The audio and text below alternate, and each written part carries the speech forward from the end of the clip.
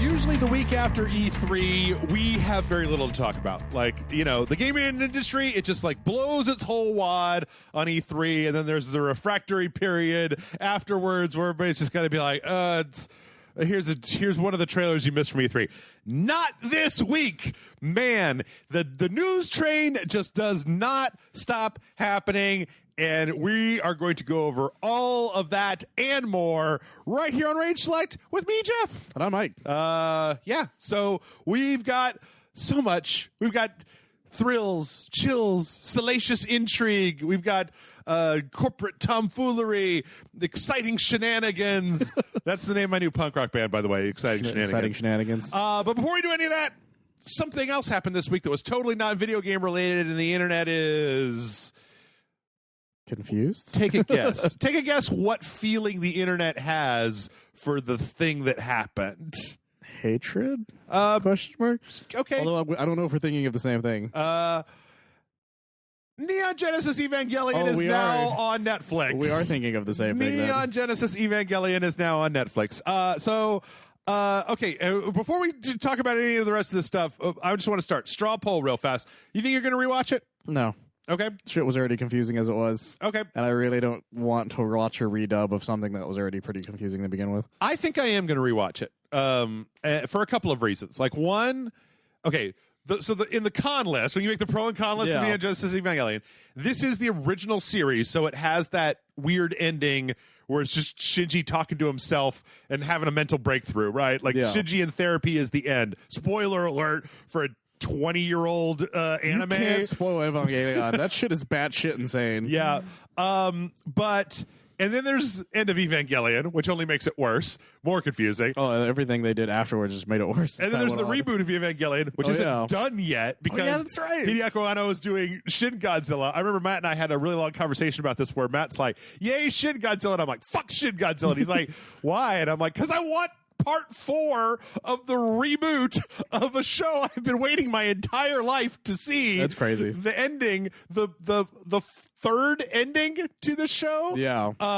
But I do think that I might want to go back and rewatch it because when I was young and I watched it, the ending was a real just like to me. And it was because the series was about, to me, was, you know, I was like, fuck yeah, giant robots and like all this intrigue and and I was just like, I hate you, Shinji. Shut up, Shinji. Shinji, you're the worst.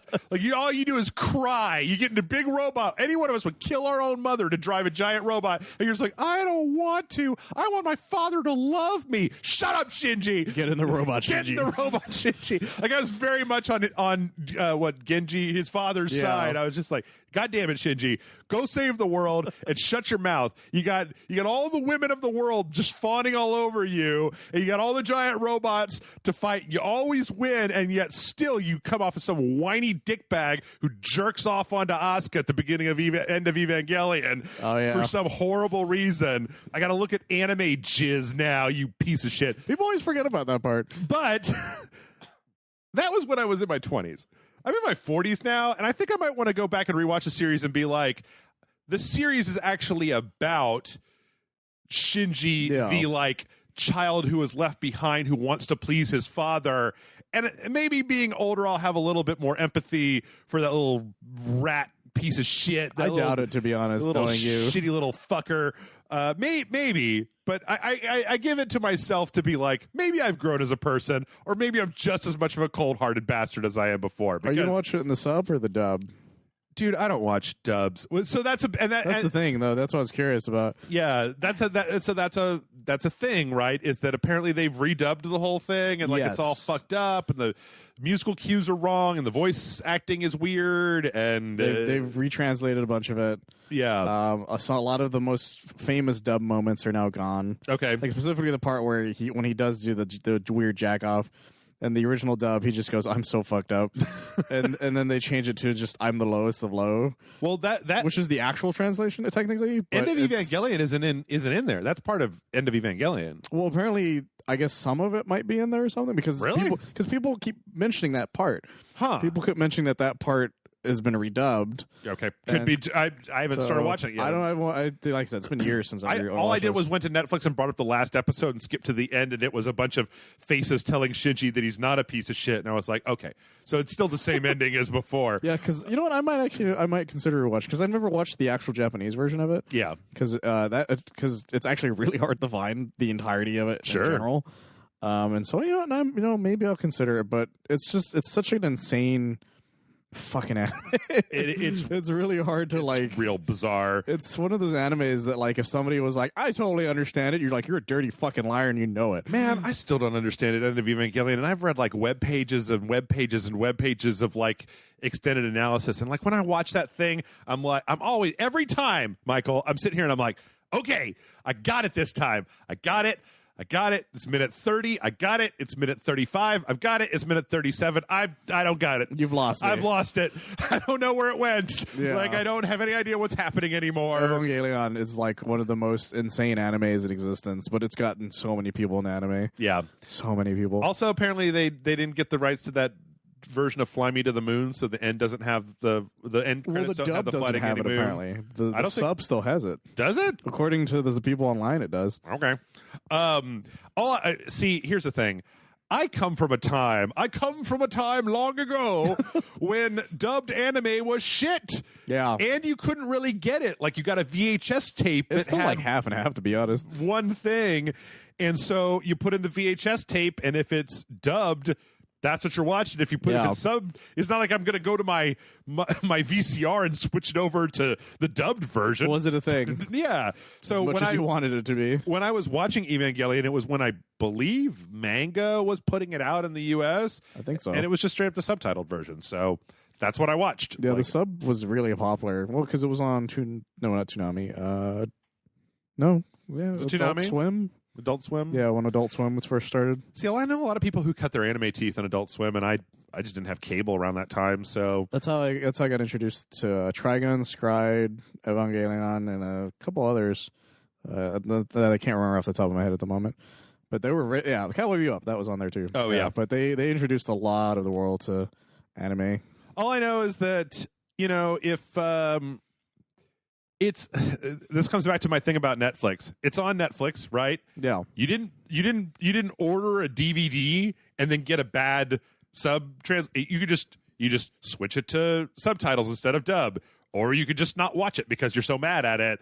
Like, nobody's strapped you to a chair. Jigsaw hasn't duct taped your head to a chair and is forcing you to watch the bad version. In fact, Michael, I bet you can go onto torrenting websites and find the old sub version if that's what you want. Like, at least nowadays it's easy. I'm just saying, like, I'm not advocating, but I'm saying that if it makes you that angry, maybe you go, do it. So I don't know, like dubs have a lot of issues, and this is one of those instances where it's like, you don't need to, like exactly, you don't have to watch the dub.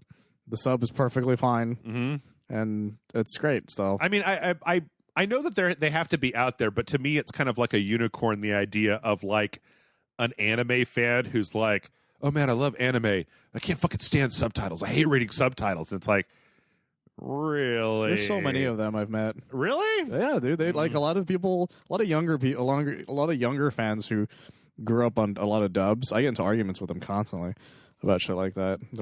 I've gotten arguments on this website about just like, no, it's better. And I'm like, I'd rather just listen in the original language. Think, no, it's better. You should do it, man. The thing is, there are versions of the dub where it is in fact better. Like, I think Trigun's dub is better only because Vash has more emotion to it. Okay. Space Dandy is definitely better in English because even the creator is like, well, I wanted it to be in English anyways, which is why I got simulcasted so easily. Okay. Same. I think Cowboy Bebop is about 50-50 because Spike is really good. Yeah. And so is a lot of the other cast, but there's still some like side characters that are like, ooh, that's not great. Yeah.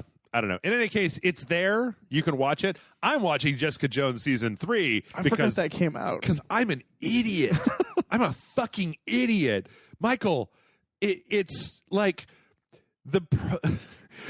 it's like this is the last one, right? Yeah. And it's like it's like all the problems of all the shows have crystallized into one season of a show that I'm watching where, Carrie Ann Moss was in the first season. Yes. And spoiler alert for season 1, which is the best season. So you should go watch it if you haven't. It's great. But like, it's not really a big oh shit moment, but Kilgrave kills her girlfriend, right? Her ex-wife. Well, she kills both of them, or he kills both of them, right? Her ex-wife and her girlfriend. Anyway, it's like her character exists as a way to give Jessica Jones stuff, and then eventually as a kind of a pathos moment when Kilgrave comes in and does that stuff. Then in season 2, they had this whole subplot about how she has ALS, and like there's these people, and one of them's supposed to be like a super healer, but they're just con artists, and they con her, and she's still got ALS, and then like we get to the 3rd season, and it's like her whole arc. So I'm like 4 episodes of 13. God damn it, there's 13 episodes in. Just reminded yourself. Yeah, and it's like her whole thing is she's trying to get her old girlfriend back in her life, and I'm like, what does this have to do with Jessica motherfucking Jones?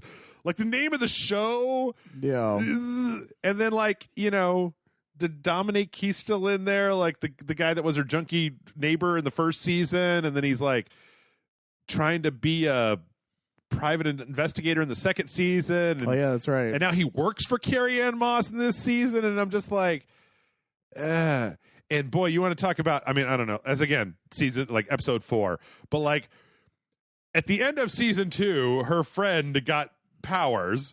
Yeah. Trish, right? Trish sucks. Trish is the worst. I hope Trish gets fucking shot in this season of Jessica Jones because Trish is a piece of shit. Oh, okay. Like, she's just like, you got to be my super partner. And Jessica Jones is like, no, leave me alone. I want to drink. She said, no, you have to. We're sisters. Like, Trish, get out of here.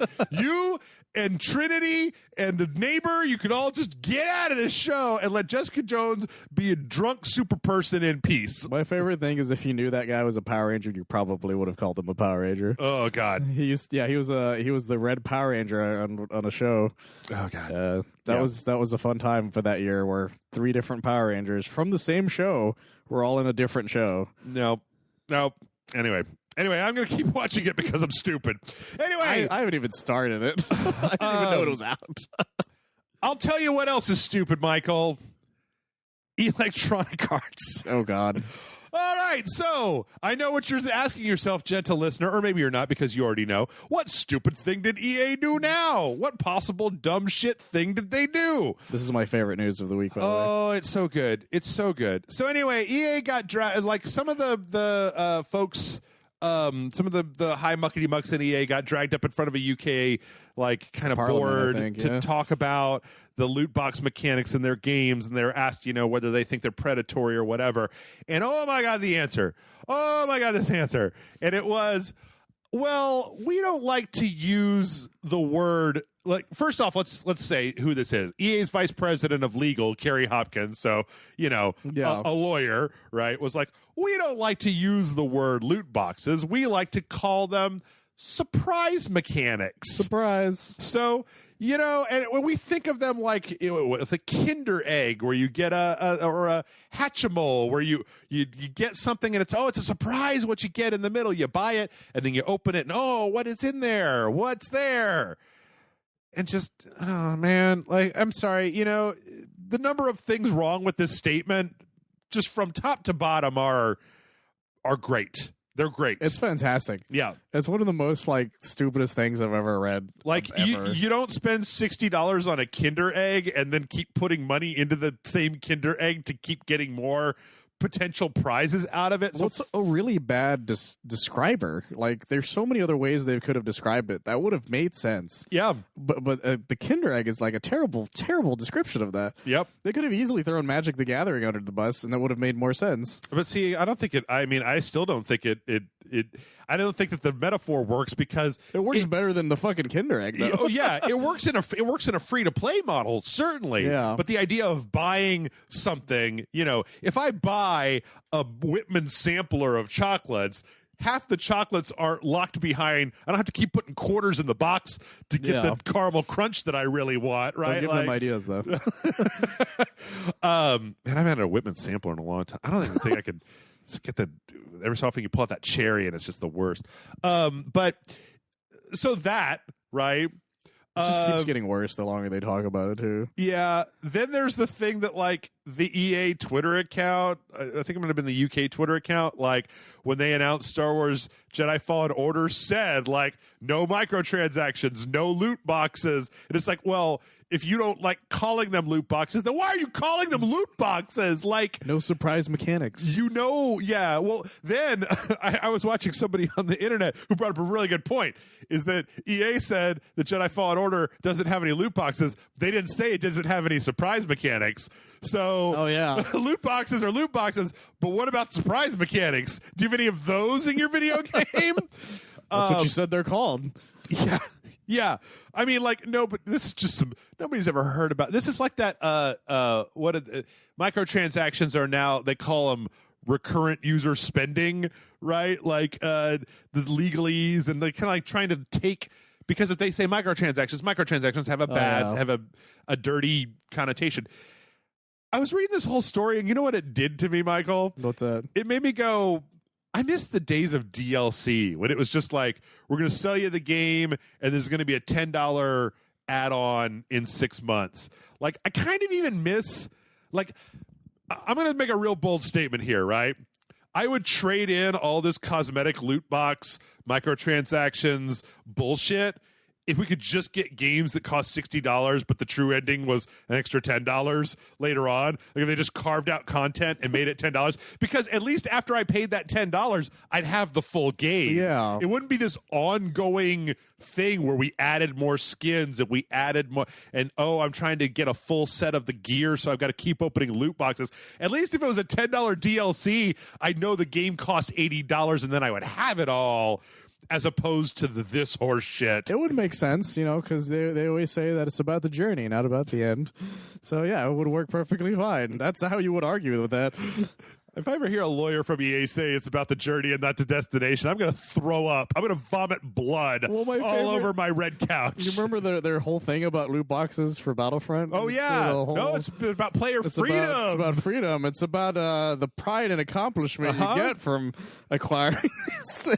The pride and accomplishment thing got me so fucking bad because I just thought it was the stupidest thing I'd ever heard. Just eat shit, you fucks. Like, we know what you want is money. We know you're trying to get money. Like, you're not fooling anybody. They really should have just kept it to FIFA and Madden, and no one would have said a fucking thing. I think that if they hadn't fucked with Battlefront, that they probably could have gotten away with it. Because like the first Battlefront didn't have... Did it? No. Not really. You got points, and then you would use those points to just unlock cosmetics, or there were some. You would get the points like in the middle of battle, and then you get the cards. There were the card packs, but they weren't. You'd buy the cards with the points you got in the game. But they weren't random. It was like you would go to a certain level, and then it would unlock. It was like video games. Remember? It was a normal video game. How those used to be, and it's like they overplayed their hand, and now they can't. If they back down, then they admit that. Like, if they back down on FIFA, then they have to back down on everything, and their shareholders are going to fuck them because they're not going to be getting all this crazy money on top of the $60. It's just such a horrible... It's so fucked. It's just a horrible thing. But fortunately, I have to say, I'm glad that we live in a world where it's like most of the most egregious examples of this come from scumbag companies. Yeah. Like EA's always been a scumbag, right? EA had the online pass that you got with the day one thing. Like EA has not been a great company for a long time. No, not in years. Activision has not been an altruistic bastion of free speech and art. Like these companies have never been great. So the idea that they're still not great is like, that's fine. But then I do like the fact that they've jacked this shit up so hard that now, no microtransactions is like a feature. Yeah. Like a thing that we put on the back of the box. It's a selling point now. Right. The fucking Avengers announcement was like, we don't have any of those things. Wink, wink, nod, nod. Nudge, nudge, say no more. Part of me, though, is starting to get to the point where it's like, it's now starting to have the opposite effect, where when they say there's no microtransactions in Adventures, now I'm like, well, then how are you going to fuck us? Yeah. Like, you're going to fuck us somehow. Yeah, because they're like, how are you going to fuck us? They're like, everything's free, because that's what happened with Battlefront, too. Yep. They're like, there's no season passes whatsoever. Everyone was like, yay! Right. Well, we're going to shoot you in the dick as hard as we can with the microtransactions. They were like, no. Yeah. So, anyway, speaking of getting shot in the dick, EA also came out and said that they're still working on Anthem. Oh God, Anthem's still a thing. We're not abandoning Anthem. And the rationale. Let me see if I can find this quote. This is an interview with Games Daily Wire, where who the hell is this? Oh, it was Andrew Wilson. Andrew Wilson. Yeah, said, IP lives for generations and runs in these 7 to 10 year cycles. So if I think about Anthem on a 7 to 10 year cycle, it may not have had the start that many of us wanted, including our players. I feel like the team is really going to get there with something special and something great because they've demonstrated that they can. And again, this is nothing new, but it's just like, guys, the goal is to release a good game and then make it better, not to release a shitty game and eventually make it good. Or make it decent, actually, in this instance. Yeah. The fact that Cataclysm was just the blue filter and some moving trees is pretty fucking ridiculous. They also had another quote at the bottom that was, what the BioWare teams are thinking about is that we're going to build up a lot of different types of games, and we're going to have our core BioWare audience that's been with us for a really long time. There are kids today who are 12 years old who weren't around when BioWare started making games, and they have different expectations of what a BioWare game should be in the context of the world they've grown up in. Good. Let's blame the consumer for being disappointed in your bad game. So it turns out the 12-year-old wants shit, right? And the person who's been around for a while hates your shit. So you want to go for the 12-year-old? That doesn't make any fucking sense. No. His whole thing was that the 12-year-olds, it's like, oh well, they just think that all BioWare makes a Mass Effect games, but we're trying something different this time, and it's like, don't pretend like. That's even stupider. Then I'm 40 and I thought Anthem was okay as a kind of mediocre shooter, but like it definitely isn't up to the standards of previous BioWare games. Like, I don't know. You know what? It would have been different if we hadn't have had all those Kotaku articles, but like we know what happened, Andrew. We know what happened. You rushed it, you cut the budget, you fucked it all around, you shoved it out into the world. We know what happened, right? This isn't a thing where you get to like just tell us that it's good. It's like, but it's not. It's good. Not. It's like, not good. It's the worst thing that's happened in a long time, gaming wise. Yeah, I don't. I don't know, man. Well, at least overall, like it's just Battlefront 2. We're just talking about EA. Well, I mean, like I didn't even put the Randy Pitchford embezzled $12 million from Borderlands. Okay, yeah, there's that story into this. Well, I mean, it's like one of the worst releases of like any game in a long time. Yeah, like even with Battlefront, there's some enjoyment to be had over time, and they've sort of course corrected enough where this is just like it just keeps falling. And hard. It's mostly just that nothing has happened. Yeah, exactly. Right? It seems like they're not doing anything to try to fix the issue. They there was that one week where they changed the way the loot tables worked, and then everybody was getting all that loot, and it turned out to be a bug. And I understand why they corrected that bug. Like, you can't just leave bugs in your game. But by the same token, it doesn't seem like they've gone back and really give you a reason to play. Yeah. As much shit as we gave Fallout 76, at least they're trying. Yeah. At least they're putting out that all-important Wastelanders update. And Battle Royale for all you Fortnite kids. Yeah. Speaking of people who are trying, the internet is trying to be very mad about the size of Tifa's tits. Oh, God, again. We got to talk about this. We got to talk about this, Michael, because it's the thing that happened. So last week, there was a... we had a Famitsu had an interview with Nomura, and it came out and it was translated, and it was kind of poorly translated. And it talked about, like, here's the quote. Let me see if I can find the right quote. Right. So Nomura had this is an answer to the question, since Tifa's chest is large, was there any consideration also given to how rendering was done? Nomura says, first of all, this is a translation that was done on Kotaku, so if you're don't like Kotaku. But I invite you to go find this because I think that there's two sides to this. Nomura says, first of all, since we wanted Tifa to have defined abs, we made her more athletic looking. And then there was also directions from our internal ethics committee that as not to make even the most intense action look unnatural, it was necessary to bind Tifa's chest. And thus for her single upper body clothing, we put a black undergarment with a fitting tank top for a fitness conscious sporty design.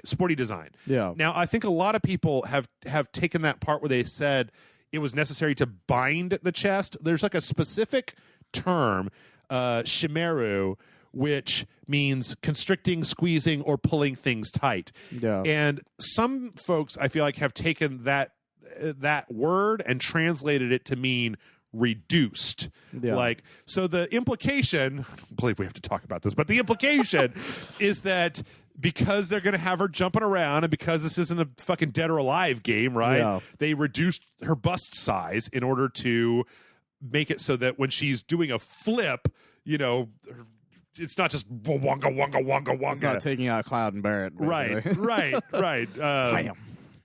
But this seems to be that there's a binding, right? That like if you were a woman that had a big chest and you were going to be doing flips and punching people, you would lock those puppies down because it hurts when they flip flapping all over the place and slamming into stuff, right? Yeah. The internet's real mad about this. Like, they're so fucking weird. The internet's real mad about this. Fucking goddamn it! I read a comment section on a website that was like one of the most heinous things I've ever seen. I'm not going to say what website or what comment section, but like it was just the idea. So the idea that Tifa's boobs would be reduced was just like you would have thought the world was ending. You would have thought that somebody took away your power to even jerk off. Like your sexuality has been neutered because Tifa's boobs are slightly smaller or whatever. You guys saw Advent Children. You knew this sort of thing would happen.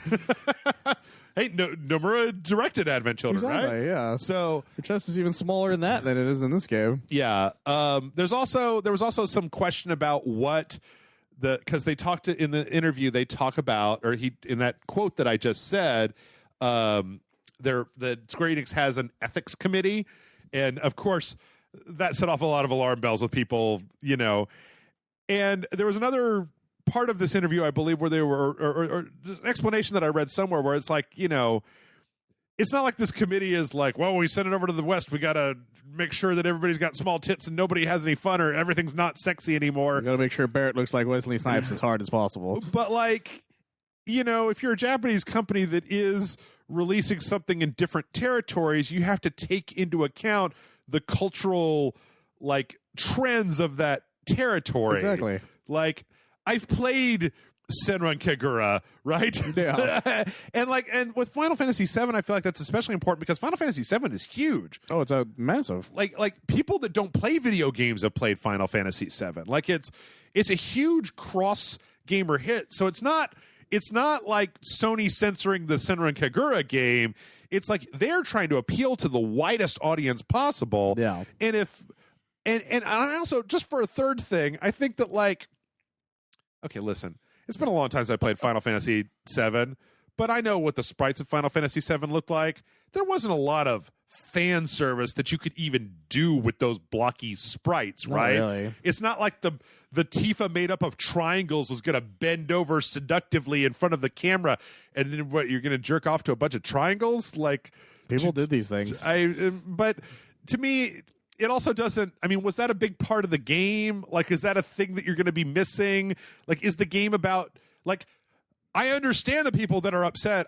I have different feelings, but I understand the people that are upset about, like, when Sony puts a cheesecake visual novel that part of that visual novel is the sexy main characters, and then they censor it, and people are like, "Hey, Sony, it's a sex novel. It's not like." It's the point of the game, right? But Final Fantasy VII, the point of it is not that it's a sex novel. It's about Sephiroth and Cloud and Genova and the Shinra Corporation and the live stream and the world. You know, like it's all about Sephiroth penetrating Aeris. That's exactly what the entire game's about. It's about Sephiroth and his he's got the length, but Cloud's got the girth. If you know what I'm saying. I mean, I don't know. They're going to penetrate each other as fast as they can. it was a weird thing. Can't even finish that joke. It was a weird thing. It was a weird thing. Also, because I think like this may be the thing that's catching the most people's attention. I was going to say this before. I'm sorry, I got out of sorts. I have some corrections to go over real fast with our E3 podcast. Oh, okay. And this is just as fine a place as any to put them. I said that Tetsuya Nomura directed 15, Final Fantasy 15. Oh. He was the director on that project for 6 years after it was announced, but then eventually Hajime Tabata came in, the guy that made like Crisis Core and like Type 0, and he replaced Nomura as the director. But my point when I was saying that was that it still has that like real-time Kingdom Heartsy.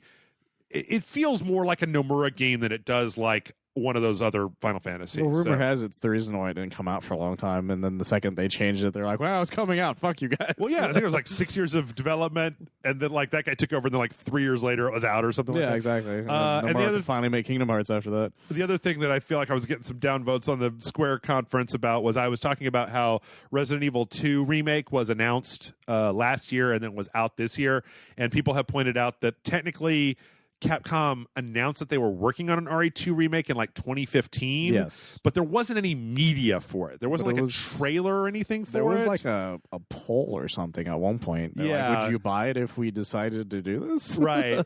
I guess for me, it didn't really crystallize until I saw a trailer, right? Like I didn't spend between 2015 and 2018 just going like, where the fuck is that Resident Evil 2 remake? It's one of those things about games where people are like, we're going to make the thing, and then it gets canceled because there's nothing made for it. So right. I kind of have the same thing where I want to see some art. Something has to exist. Like it's like the Ghostbusters 3 thing right now. Right. It's like, yeah, you guys have told me this for like 20 years. Like I've been waiting for. It's like I won't really believe it until I see like the actors full on in a trailer at this point. Yeah. So those two things, and it's fine. I mean, again, my problem with Final Fantasy 15 comes down to the fact that I'm not a big fan of this Square Enix real-time combat system that they put in fucking everything so far.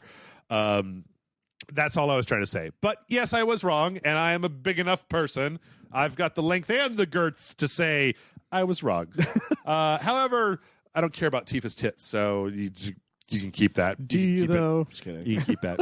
I mean, again, I'm more than willing to have a conversation with somebody about Sony and the whole PlayStation thing. Yeah. However, this is different. Nah. This is like nah. Take it or leave it. Yeah, you go either way. Final offer. Yeah. Speaking of things that aren't as big as they used to be, let's talk about the Xbox Scarlet. So Scarlet. Is there any news on this? That was quick. There was some news on it.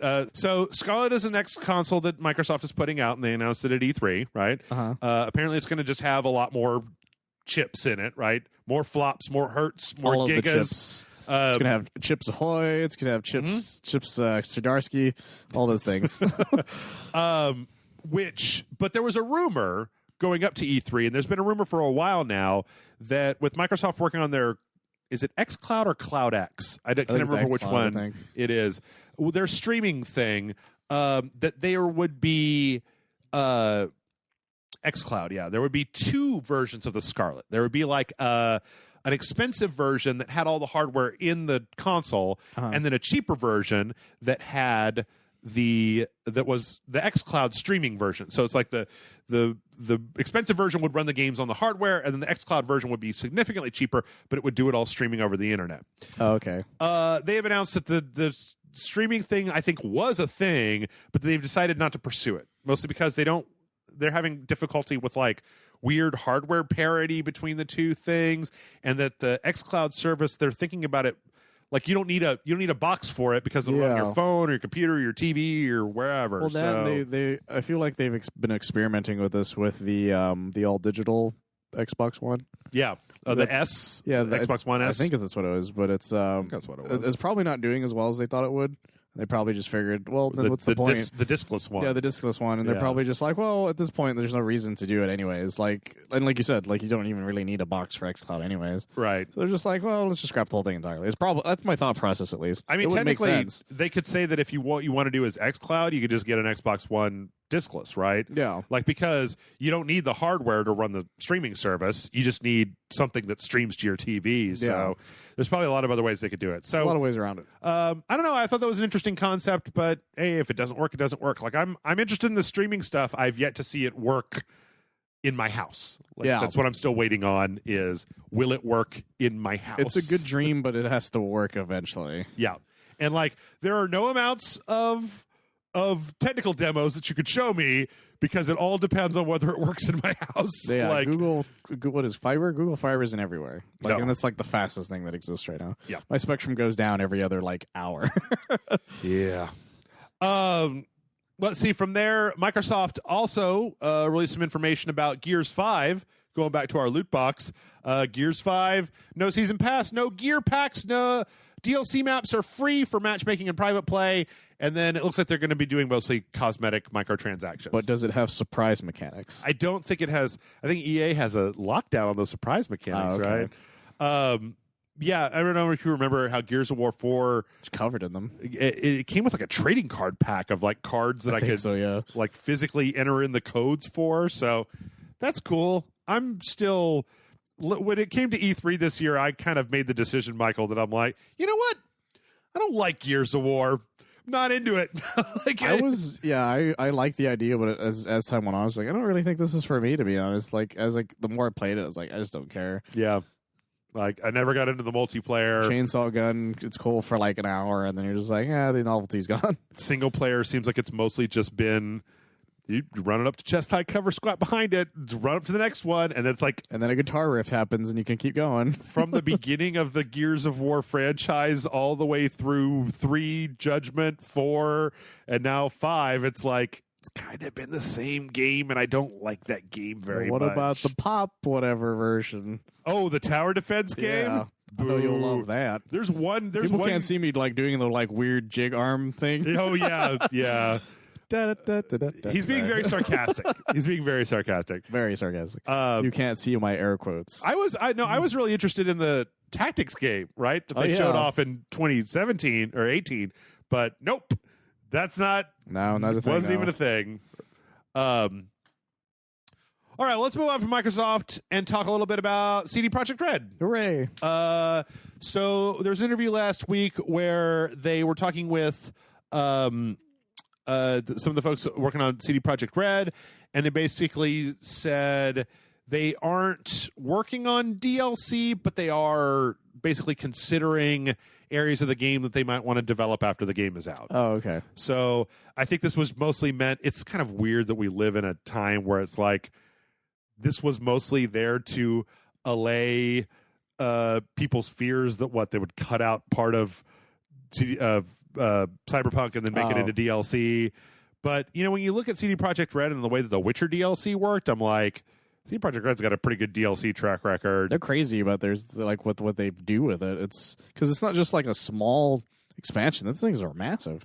Well, it's funny. I think a lot of people forget about the Witcher 2 DLC because the Witcher 2 came out and then they kept releasing like DLCs to the point where they released free DLC that like was a brand new start and tutorial section to the game. Yeah. Because when you started the game, I remember the first time I played The Witcher 2, it was like, oh, you got to play The Witcher 2.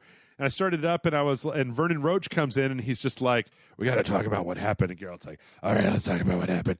And so it brings up a thing with like 5 prompts to describe what happened. And one of them was like, then a dragon came. And I was like, ooh, dragons. And I hit that. And then I just kept getting burned to death because they're like, you're supposed to do them in order. And there's there wasn't much of a tutorial. And so I just went to the dragon place and I got killed a bunch of times. And I was like, no, thank you. No, I don't believe I want to do this. But yeah, they kept working on that game. So far, as far as I'm concerned, CD Projekt Red has not like proved the. I mean, we've got some reports about like the working conditions, but as far as like bilking players, I feel like I haven't. Blood and Wine was like a $20 or $30 expansion that had like another 12 hours, 14 hours. The things were massive. Like every single one of the thing they've done. Yeah, so it'll be fine. I think so too. As long as it doesn't have any surprise mechanics, we're good. Look out! You gotta look out for the surprise mechanics. Surprise! I'm not gonna let that die, by the way. Not anytime soon, at least. Also, we heard. So last year, you remember when they were at E3 and they had the behind closed doors reveal of the gameplay of Cyberpunk, and then several months later they showed it. Yeah. They released that footage to the public. Well, they're doing that again. And somebody online was tweeting about it, and then one of the folks said it's going to be happening during PAX West. Oh, okay. So that's, I believe, in late August, early September, I believe? Something like that. September. Yeah. So a couple months. It's not that far away. Which it kind of sucks that it's like, God damn it, guys, just let me look at the game. I've heard a lot of descriptions, though, from a lot of different people who saw it, though. Let me look at your precious game, Cyberpunk. Yeah.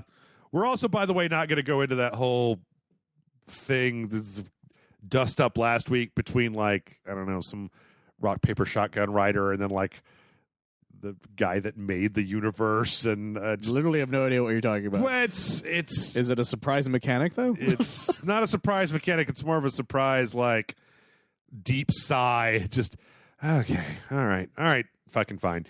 In any case, So rules. Yeah. We're gonna get to see what happened in their actual gameplay demo, and then maybe everybody will calm down a little bit. At this point, I'm just release the motherfucker. All right, just give me quit teasing out information and let me just buy the goddamn game. Yeah.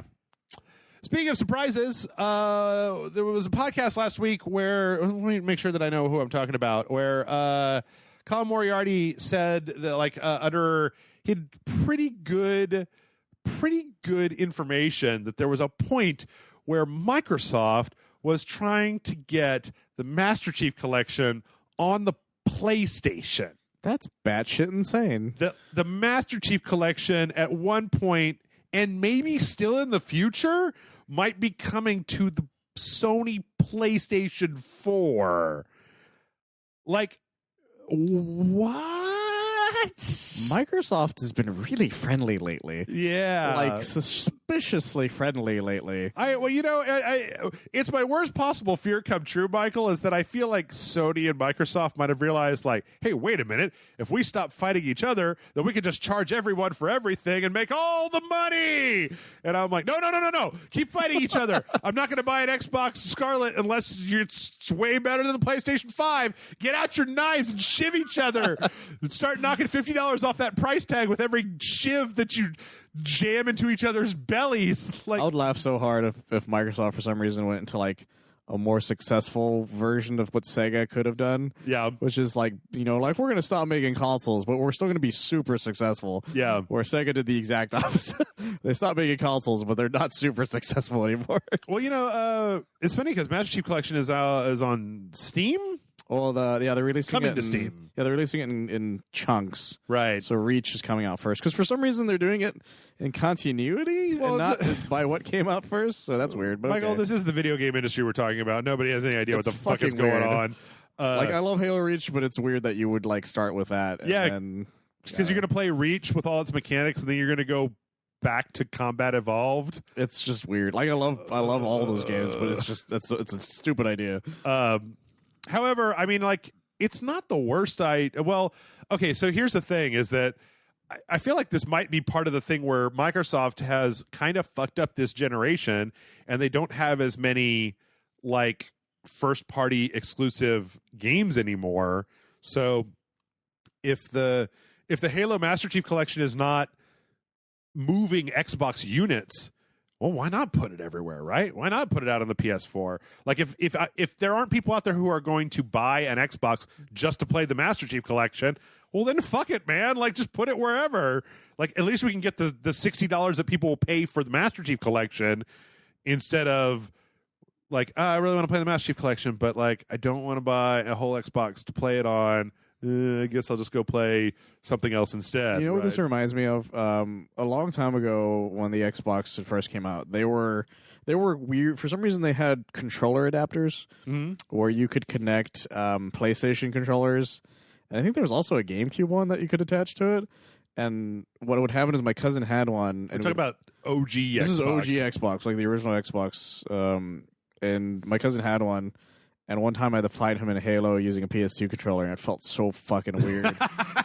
And so that's what it reminds me of. Like that was my first thought. Like that weird feel. Mm-hmm. Like it's like this controller. I love that controller still, but playing that game on that controller just felt wrong. Yeah, and I feel like almost the same thing with that. Was it because he only had room in his small apartment for one of the Dukes? Because you can only fit one of those in one room. My favorite gag about that is that Penny Arcade comic. Yeah. Where they're like, we swapped his Xbox controller with the fucking grizzly bear. Let's see if he noticed. Did you guys get a smaller one? I like this better. Yeah. I always think of that gag when I think of the Duke. Yeah. These things are awesome, but ridiculous. It's fucking horrible. They're just Dreamcast controllers with an extra fucking stick. This is horrible. They're so unwieldy. They're so ungodly. They're so fucking retarded. I mean, at this point, I take the Xbox 360 controller. That's a good controller. That's a good controller. Remember when it had the white and the black button instead of a bumper? I do. And you had to use them to like switch things constantly. That was the worst. I do That's remember the worst controller. I do remember that. Oh my god, it was so bad. Hell, one of the reasons I don't like to play my, I haven't ever. I think I turned it on once and then it's been sitting over there as a PlayStation PSX Classic. Is because like they didn't have any analog sticks on the PSX or on the original PlayStation controllers. Yeah. It's just like, it's so. Like it just makes my hands hurt. I'm like, let me use all my thumb motions and not just like left, right, left. That was exclusively how left. I played that game. Played the original PlayStation, by the way.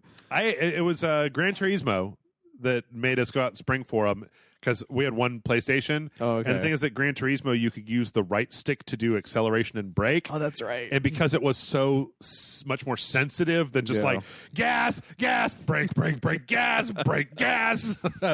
Good times. Yep. Good times. Anyway, I think it would be fascinating to see Master Chief Collection on the PlayStation 4. It would be fascinating, but I would just feel so blasphemous doing it. Well, it'd be like the first time you saw Mario and Sonic at the Olympics, right? Oh yeah, it reminds me of when my friend he hacked his the original PSP. When it turned on, it made a Dreamcast. A symbol appear on it, and then you would play Super Mario on it. And my friend, who was like really into like the whole like separation of console things, right? He was just pissed the entire time watching him do that. He just giggled. It was hard. Or what was the other one that I was just thinking? See, I guess that's the weird thing is that like. The idea that Sonic isn't on his own console is such an alien concept to me. Like I grew up with that, right? Yeah. When Sega was a thing. It's still weird to me even now. Yeah. All right. From there, we got some new details about Elden Ring, which is the From Software George R.R. Martin game that they announced at Xbox Live. It'll be full of wieners and it'll be great. Thing. Apparently. It's gonna be like Dark Souls. Hooray? Question mark? I'm getting real sick of it, Michael. I don't know. Like I said, okay, so I wanted to explain myself for anybody who was listening to me where I'm just like, ugh. Like I played Demon Souls, I like Demon Souls. I played Dark Souls, I like Dark Souls, right? Yeah. From Dark Souls, like Dark Souls and Demon Souls, Dark Souls definitely was harder than Demon Souls, but not by a huge amount. But since Dark Souls 1, like when I played Dark Souls 2, I was just like, Jesus Christ, why is this so much harder than Dark Souls 1? Like, I wanted a sequel that was about on par with the challenge level of Dark Souls 1, and this just seems a lot harder. And okay, I adjusted, right? And then Bloodborne came out, and I was like, oh, God, they don't even have a shield. I got to dodge all over the place. I'm like, all right, fine, I'll adjust my brain. Then Dark Souls 3 comes out, and it's like, God, this is like twice as hard as Bloodborne. Like, fuck, man. Jeez. Like, I'm getting to this point where I'm like, every time I adjust to your new difficulty, you're like, double it again, right? And then like make it harder. Sekiro comes out, and the thing is that I liked Sekiro right up until the point where I got to the end boss and I couldn't beat him, and I was like, oh, I'm not having fun anymore. Like this game is not like I'm not to the point like there is nothing for me to overcome except for the final boss, and he's too hard for me to beat. And you know what? I guess that I'm just going to have to go to the people now who are just like, nope, it's too hard. It's too hard. And then so what I'm worried about with Elden Ring is that Elden Ring is going to be twice as hard as Sekiro with no summon mechanics and no co-op and nothing to like help a new player out. And it's just like, guys, I mean like, okay, there's a game where somebody was like pounding you in the balls And like slowly but surely you learned how to like block them, and then eventually you learned how to both block them and punch them back in the balls, and to the point where they never ever hit you in the balls, and every one of your punches just made their balls like fly out of their body. Okay, well, that's satisfying, right? But if every time you play this game it was a bigger and bigger guy punching your balls, like it comes to a point where I'm like, I play games to have fun, not to prove fucking like comparison, by the way. yeah, not to prove how giant my gamer dick is. I am 100% satisfied with the size of my game dick, and I don't need to compare it to anybody else's or prove anything to any of you. I've been doing this for fucking 40 years. I've been playing video games, and I got nothing to prove. So when a game is fun, I'm like, hooray, it's fun. And when it's not fun, I'm like, eat my dick. I'm going to, just get out of here. And so I got to the end of Sekiro, and it was really a drag because I'm like, well, I could spend 12 hours letting this boss kill me until I finally ingrain his every twitch into my muscle memory and can counter every single sword slice that he does. Or you know what, Michael? I could go play Smash Brothers Ultimate and have a nice time. I could go play Bloodstained. I could go have a good time playing Judgment. I could go enjoy my life. I could replay a game that I like. I could go back and play Dark Souls and have a wonderful time punching that game in its dick and being like, yeah, fuck you game. Fuck you game. So what you're saying is that it needs a Funky Kong mode. And it's always just Funky Kong, by the way. It's never just a character in that actual game. Well, I hate Donkey Kong, so I'm like, you're like, well, if there was a Funky Kong, Luigi, Kirby mode, I'm like, no. Okay, now I want that game. That game sounds amazing. In any case, there was some new information. Miyazaki said that this is going to be an evolution on Dark Souls. It did seem like he was saying that they are going to definitely be evolving on the Dark Souls thing instead of just like kind of slavishly sticking to it and making minor changes. Oh, okay. They talked a lot about the open world and how the world's going to be more open than it was previously. Like you're going to ride a horse. Oh. So maybe more like The Witcher and less like Dark Souls where everything is just kind of on foot, connected. Yeah, there was even a thing at the end where apparently, so George R. R. Martin wrote all the backstory stuff for the game, right? Yeah. And apparently he basically just wrote a novel and sent it to Miyazaki that was the story of the world. Oh. And then let Miyazaki do whatever he wanted to with it. And so some people that have been like, well, can we read that novel? And Miyazaki's like, no. You're like, it's my novel. No, well, he's like, the whole point of my games is you like putting the lore together. Oh. So if I just gave you the book that told you everything from start to finish, then there would be no fun in trying to like connect all the pieces and figure out what was going on, which is both kind of a cool thing and a dick move in my opinion. Well, he should like wait like a few years and then release the book. Yeah. Like that would be the ideal thing to do. Yeah. But if he just never does it, then it's a dick move. Or he should do was because like his whole story about storytelling was when he was a kid, he liked to read Tolkien novels. He liked to read Lord of the Rings, but he didn't understand English very well, so he didn't understand all the words. Oh, okay. So he would just fill in what he didn't understand with his own imagination between the words. So maybe just release the next George R. R. Martin, release this novella or whatever it is, and just take out a bunch of the words. Just randomly delete words, and then be like, all right, now you figure out what was going on in that part. And then the soldier drew out his penis? That's right. It's like, what? It works for the George R. R. Martin book. It's like, oh, yeah, I think I saw that on a Game of Thrones once where the warrior drew out his penis. It's just gonna be like one of those Mad Libs you buy at like a half price that's filled out. It's like dirty words in them. Who's buying a filled in Mad Libs? That's the whole point of buying. They cost like $1. Like, get a new Mad Lib, y'all. They're always in the clearance aisle. Well, yeah, it's because they're trash. They need to be cleared into a dumpster. Once you filled in all the words in a Mad Lib, like there are two uses for it. One, you can save it to look at and go, penis. Or you can throw it in the garbage can where it belongs and buy a new Mad Lib and start writing dirty words in that one, too. I think that was my favorite gag in Drawn Together. There was a guy called the Mad Libber, and they could never get what he was trying to do right because they kept putting dick and penis in every single one. Yeah. And finally, like, we have to take it seriously. And it's like, well, penis has to be in one of those. And it turns out there was a place called the Penis Tower, and it actually existed in the Drawn Together world. It's fucking crazy. Damn you for making me think about Drawn Together. God. I only think of Captain Hero when I think of that show. Moving on from that. We got some news that Persona 5 is apparently going to have some new battle music in it. This is a very small story, but apparently it's called Takeover, and it happens specifically when your party is jumped. Apparently, there are going to be like a few new songs in that will definitely help. More than 20 new songs in Persona 5 Royale, which is cool because I like all the music for Persona, and they're great. But sometimes after the 12th or 15th time to your last surprise, you're like, maybe I'll just want to not listen to that for a little bit. Not me, man. I never got tired. I listened to that Persona 4 battle music on repeat. Just on repeat. Persona 3 I think is the one that I listen to the most. Yeah, I'm a big fan of that one. I like the idea of having a catchy pop song as your battle music instead of just like instrumental bullshit. I love them for it. Yep, it's half the fun. Yep. So then we got some bad news. A couple bad news. Actually, we're running a little bit over time, so I'm going to cut some of the bad news. Some of the bad news, though, is as good a game as Bloodstained is.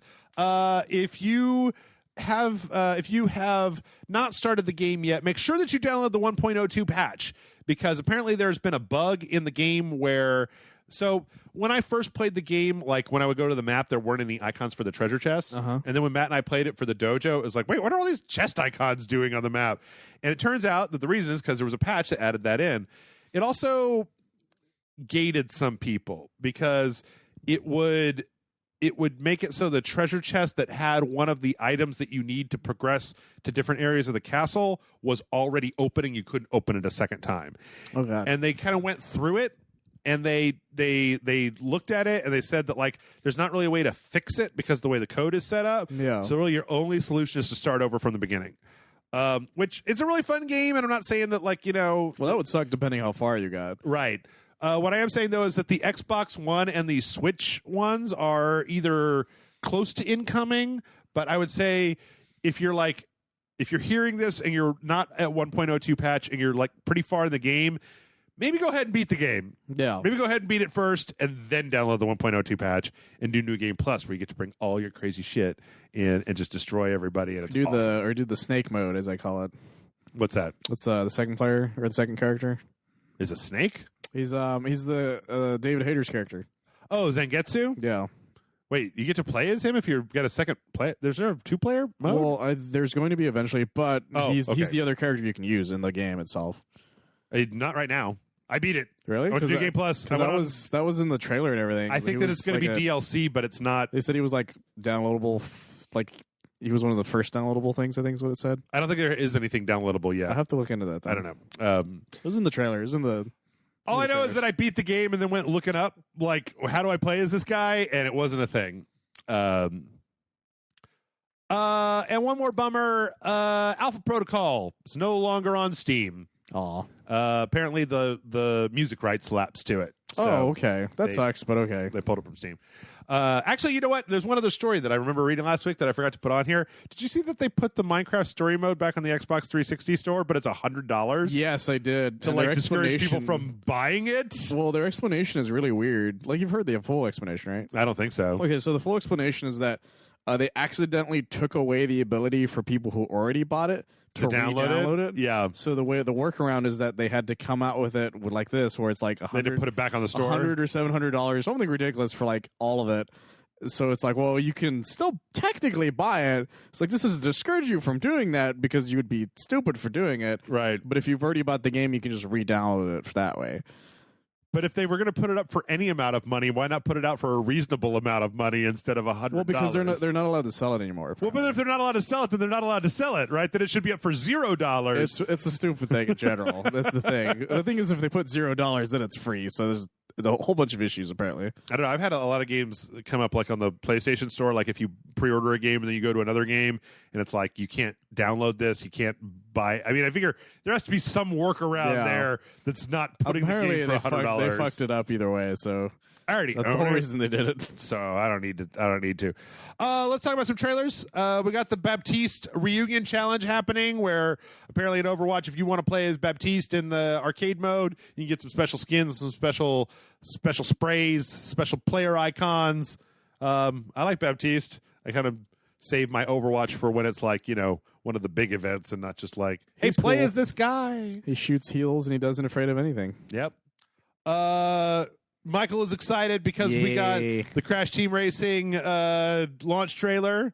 Oh my god! Your favorite? Have no idea how fucking excited I am to play this game. By the way, yeah. But you don't have it yet. I don't have it yet because I don't know if I have the money at the moment. But oh my god, I can't fucking wait to get it. I'm so excited. Maybe apparently the Sony version has 3 retro skins. Oh, okay. So you have a PS1, Crash, Coco, and Cortex. Oh, okay. Only on Sony. But I'm super fucking excited. Do you want to play it on your PlayStation, or would you rather have it on like the Switch? I think on my PlayStation because do the muscle memory. Okay. Because I love that. I would personally rather have them with PS4 because because retro stuff. Also, just for anybody who knows, I'm probably going to be getting this game and putting it on the list at some point. But this week was so jam packed. So many things about this week that like I didn't really have a place for it, and I figured like you and I can play it some week when there's nothing to do. Right? Yeah. We can do Dojo on it. My friend Pedro got a really awesome animated launch trailer with if you like talking bananas and ultra violence.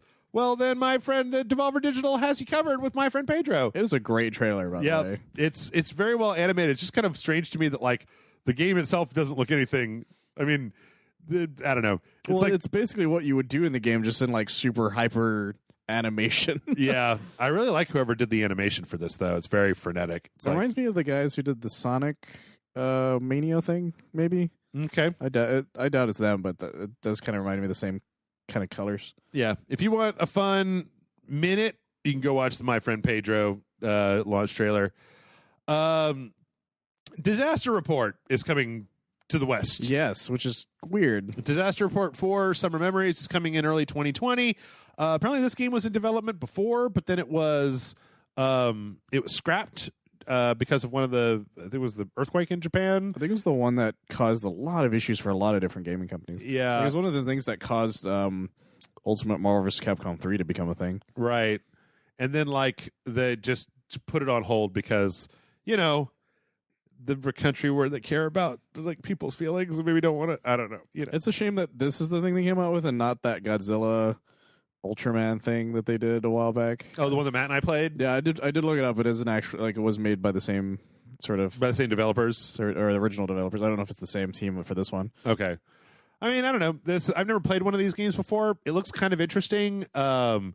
It's also really weird looking. Like some of that weirdo Japanese... For some reason, you know what it reminds me of is Earth Defense Force. Like, it's a weird concept and a lot of buildings falling over. Like, I would definitely give you that. If at a certain point a bunch of bugs came out, I wouldn't be super surprised. Maybe that's the extra mode. Yeah. I am super surprised, though, that somebody decided to make like a 3-minute short film about people with cell phones playing Harry Potter. And being super serious about it. Because Harry Potter Wizards Unite is out. There's a cinematic launch trailer, and it's this young lady with a cell phone who's super pretending that she's a wizard. And her friends are also super pretending that they're wizards.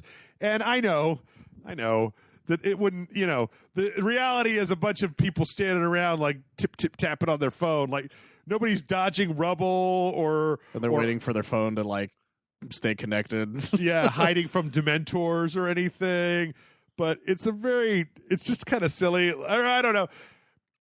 Michael, I run a website about children's toys essentially, so I'm not one to judge. Well, it's just one of those things where it's like I want to like the idea of this, but there's so many things that are trying to be a Pokemon Go that I just don't care. Like even like I mentioned to you earlier, there's even a Ghostbusters one they made not that long ago. I remember that. I love Ghostbusters, and even I was like, I played it for like 20 minutes, and I was like, I don't care about this. My phone is old and broken, literally, and I keep it set to grayscale, literally all the time. And it's on vibrate, and it sucks. So I'm like, probably not going to end up playing this. But I'm sure that there are Harry Potter fans out there who are going to be, you know, big into it. Oh, well, half of my Facebook is already this. I need to tell I know one of my friends is a huge Harry Potter fan. I need to tell her about it.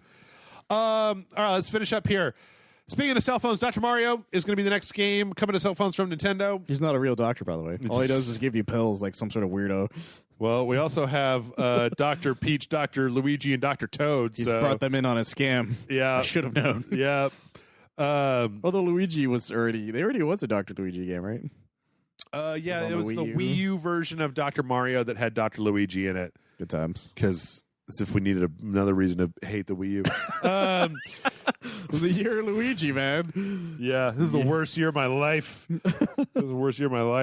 Anyway, there's a whole 3-minute trailer indicating how this game's going to work, and it's totally kind of looks like Candy Crush a little bit, where it's like you have a board, you've got to solve the board, you have a certain number of pills with which to solve the board. If you mess up, then you've got to spend another heart. You get the hearts back with the real world currency, et cetera, et cetera.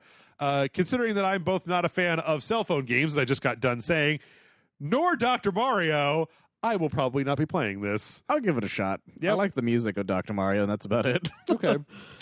Also, Dota Underlords came out this week into beta.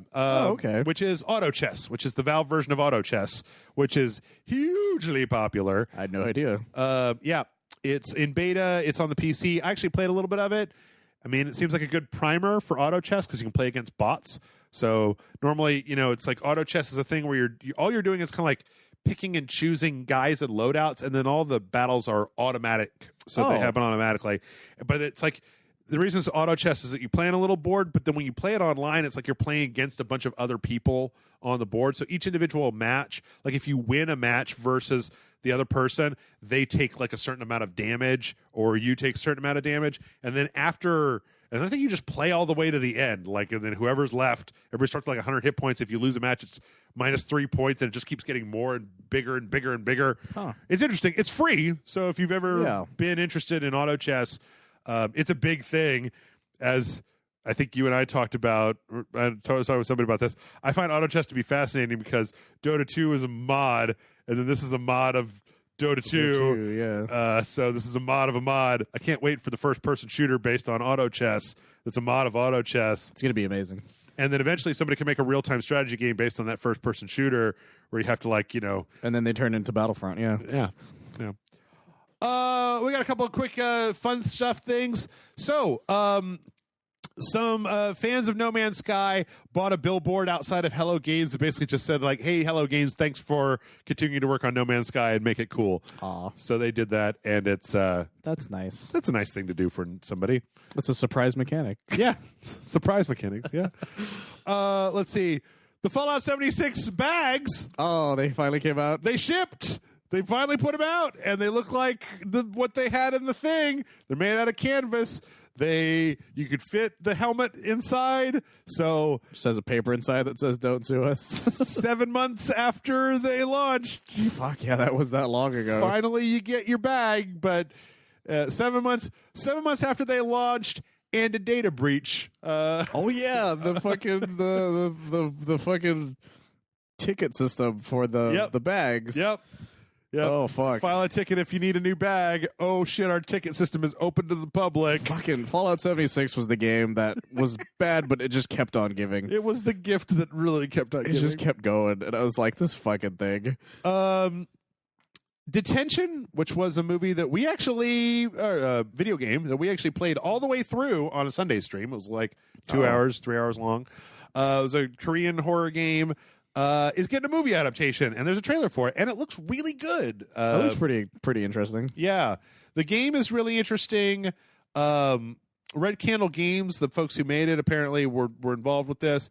There's a second game that they put out called Devotion, but then it had that Xi Jinping Winnie the Pooh thing, and then they took it down, and then it was they've never put it back up. That was months ago. So yeah, but Detention was really interesting, especially because it talked about a cultural thing that I didn't know anything about, which is the White Terror, which was a period of martial law in Taiwan between 1949 and 1987. Oh, okay. And so it's ostensibly kind of a school ghost story, but then the ghost story relates to that time period.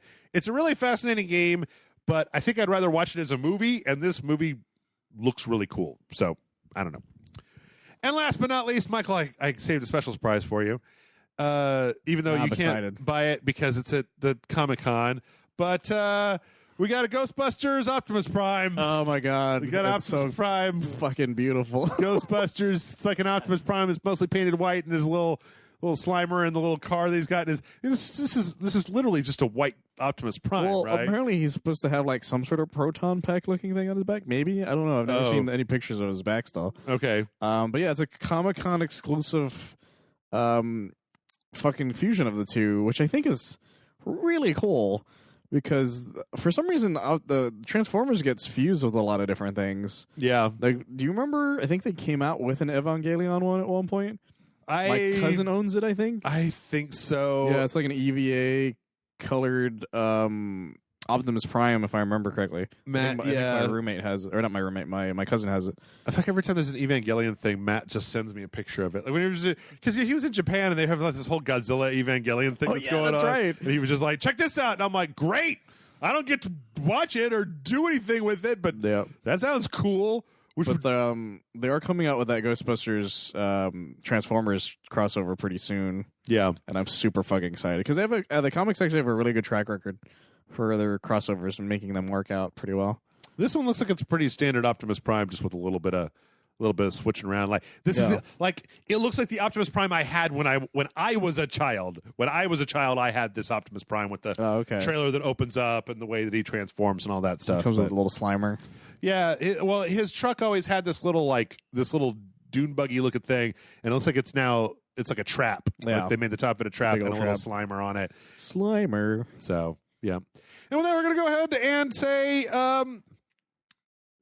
stay tuned. Not just goodbye. I don't know why I was like winding up to end. We're going to take a break, and when we come back, we're going to answer a bunch of questions. So roll out. Stick around. God damn. I couldn't resist.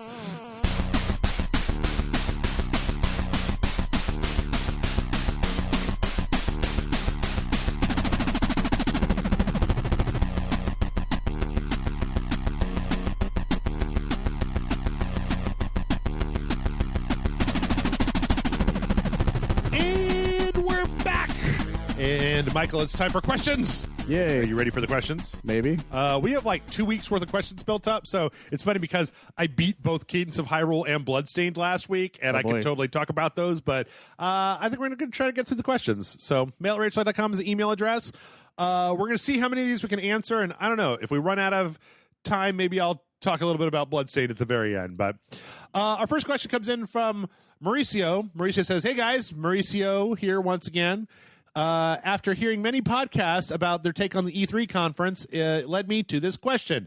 If you were in charge of one of the conferences, how would you organize it, present it, etc.?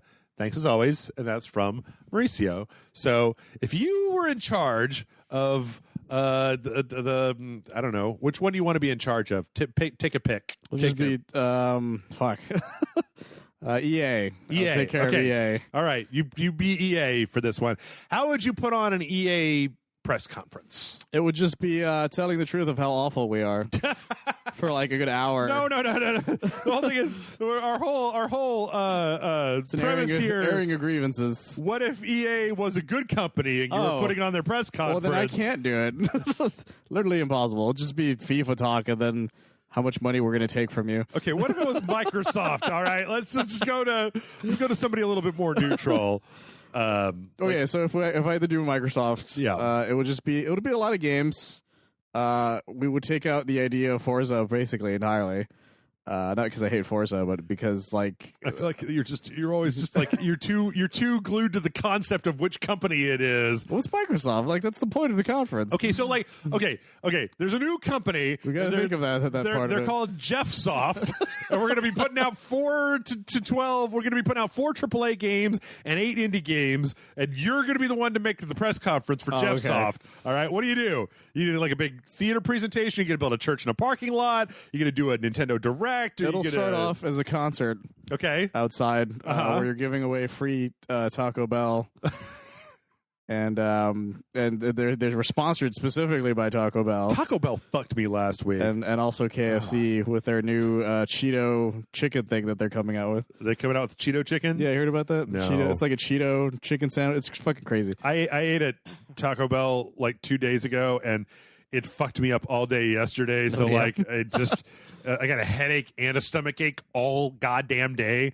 Could also have been the fact that I didn't eat anything and I was chuzzling. I was chuzzling coffee all day. Definitely sounds like a fuck you, yeah. Anyway, all right. So it starts out with a concert. Starts out with a concert. Who's playing the concert? Who's playing the concert? It's Keanu Reeves' band. specifically. Okay. Because he wanted to be on it, but he would only do it if he did the songs. Okay. So it's just and it's hosted by Jamie Kennedy. Okay. We're gonna give it another shot. See how it goes. Okay. All right. We're all about second chances here at Jeff Soft. Jeff Soft is all about second chances. Yep. Okay. All right. Then what? So just a lot of presentation stuff, And it's in a parking lot, though. It's in an LA parking lot. Yes.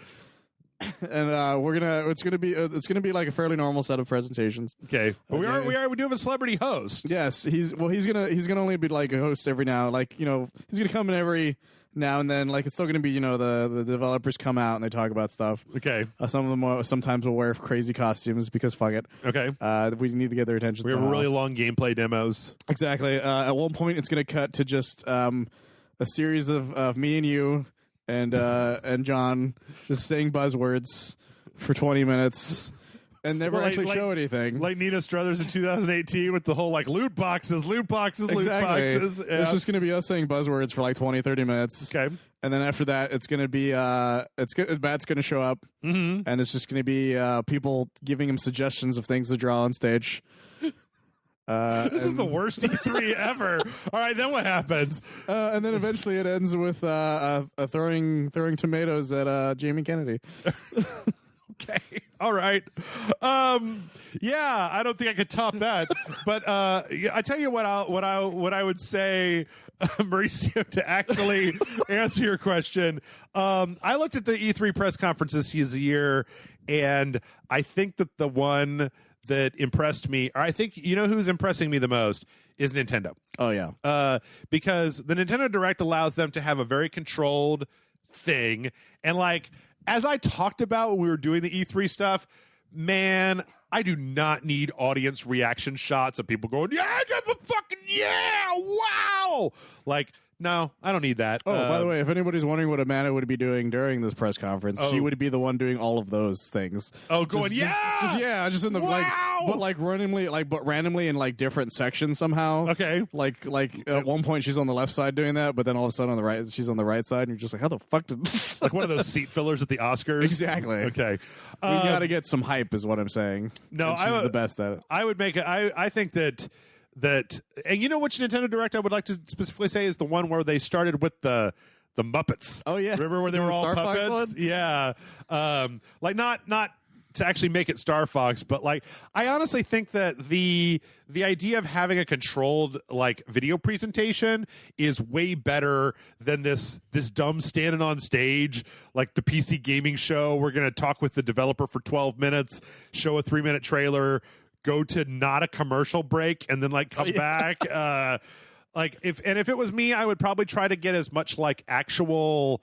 What I missed a lot about E3 that they've been moving away from over the years is when they would have stage show footage, right, of the actual game, a little bit of a trailer and then some breakdown and then some fun stuff, basically mix Devolver Digital and the Nintendo Direct together. But the most important thing is not that, it's what you do later, because the thing is that, man, nobody but Nintendo, the 2 days or the day leading up to the Nintendo Direct, they had a Smash Brothers Championship, a Mario Maker Championship, and a Splatoon Championship. There's a lot of stuff they do. And then they had the Direct, and then after that, all of E3, they had their own thing where they were just doing nothing but showing off their games, right? Instead of having to be oh fuck, what's on IGN, what's on Twitch, what's on Microsoft's channel, is it's just nah, you just tune in. You want to know about Nintendo games? Here. And then what's cool about that is that means after E3, there's 8 hours worth of footage for all of these games. Do you want to go watch 30 minutes of Fire Emblem Three Houses? Yeah, you can do that. You want to watch 30 minutes of Mario Maker 2? You can watch that. You can watch 30 minutes of everything they talked about, which I guess is the reason they didn't talk about Bayonetta or Metroid Prime. Yeah. Boo. Boo this man. If you want to talk about 30 minutes of Guigi, you could totally do 30 minutes of fuck yeah, that's Guigi. That's the other ending, is it's just Guigi all day every day. Of course, I guess if you don't have a stage show, then you can't have moments like Keanu or was it Ikari Nakamura or whatever with the Ghostwire Tokyo thing, or John Barenthal's dog. Oh yeah, that was fun. Yeah, just laying down on stage. It was adorable, being a good boy. My dog would not be a good boy on stage. My dog would just be barking at everybody like, "Get away from me!" Who are you people? John Barenthal's dog is probably like with him all day on set, and so there's just action and explosions and people yelling, and he's just like, "It's not a thing. It's not a thing." I guess Possibly, yeah. Yeah. But the most important thing that I would do when it comes to E3, Michael, is try to remember not to just be okay. First off, hosts are important, right? Yeah. Like that. Who's that motherfucker? God, I had his name written down a whole bunch of times. The guy that did the interview with Stig and Zampella about the Star Wars thing. It was like that guy that's on the Pretty Good podcast or Pretty Good Gaming or whatever it is. About Greg Miller from Kind of Funny. Yeah, Kind of Funny. There you go. Goddamn, like. Jason came over here to record Red Dead episodes with me, and I was like, "What'd you think about that Star Wars?" And he was like, "Meh." And then I was like, "Do you know it's a Metroidvania?" He's like, "No." Like, "Did you know that it's got some kind of like Dark Souls mechanics, but it's like way easier than Dark Souls?" He's like, "No." And I'm like, "Yeah, neither did I," because Greg Miller wanted to make fucking knock jokes about Watto and the droid and shit, and like, I gotta be a Twitch guy, and it's like, don't be a Twitch guy, be an interviewer. Like, find information and pull it out. Like, I don't give a shit if the hosts are excited about your video game. Fuck your hosts. I want to hear about the video game. Yeah, it turns out everyone who like watched and played the demo were like, yeah, there's so many cool things that you could have shown that you just didn't mention at all. Yeah. Like, holy shit. And I only found that stuff out because I was watching like an IGN stream where they were interviewing Stig Rasmussen or whatever his name is, and he was like, "Oh yeah, it's like a Metroidvania. Like 50% of the planets are going to be from the movies, and like the other 50% are just going to be brand new, and you're going to like go between them, and then like get different powers and go back and like unlock new areas." And I'm like, "That all sounds great. Why didn't you say any of that in the thing? Like, where was the part at the end of the demo where he gets in the ship, and then they zoom out to the galactic map, and you see how many planets are going to be in the game? That would have been a cool moment, or even hell, the beginning of that when he's climbing up that AT-AT, to get it in. It's like, that would have been cool." Yeah, I found out because I think Giant Bomb was talking about playing the demo, and they're just like, "Why did you not fucking show any of this?" Yeah, exactly. I also think that I would make sure if I was making an E3 press conference to try to, like, you've got a year, right? You know when E3 is. You know what's going to happen. Make sure to have some kind of mic drop moment, like something, Like, I don't care what it is, but like the most well-remembered things in E3 history are, I mean, I've talked this to death.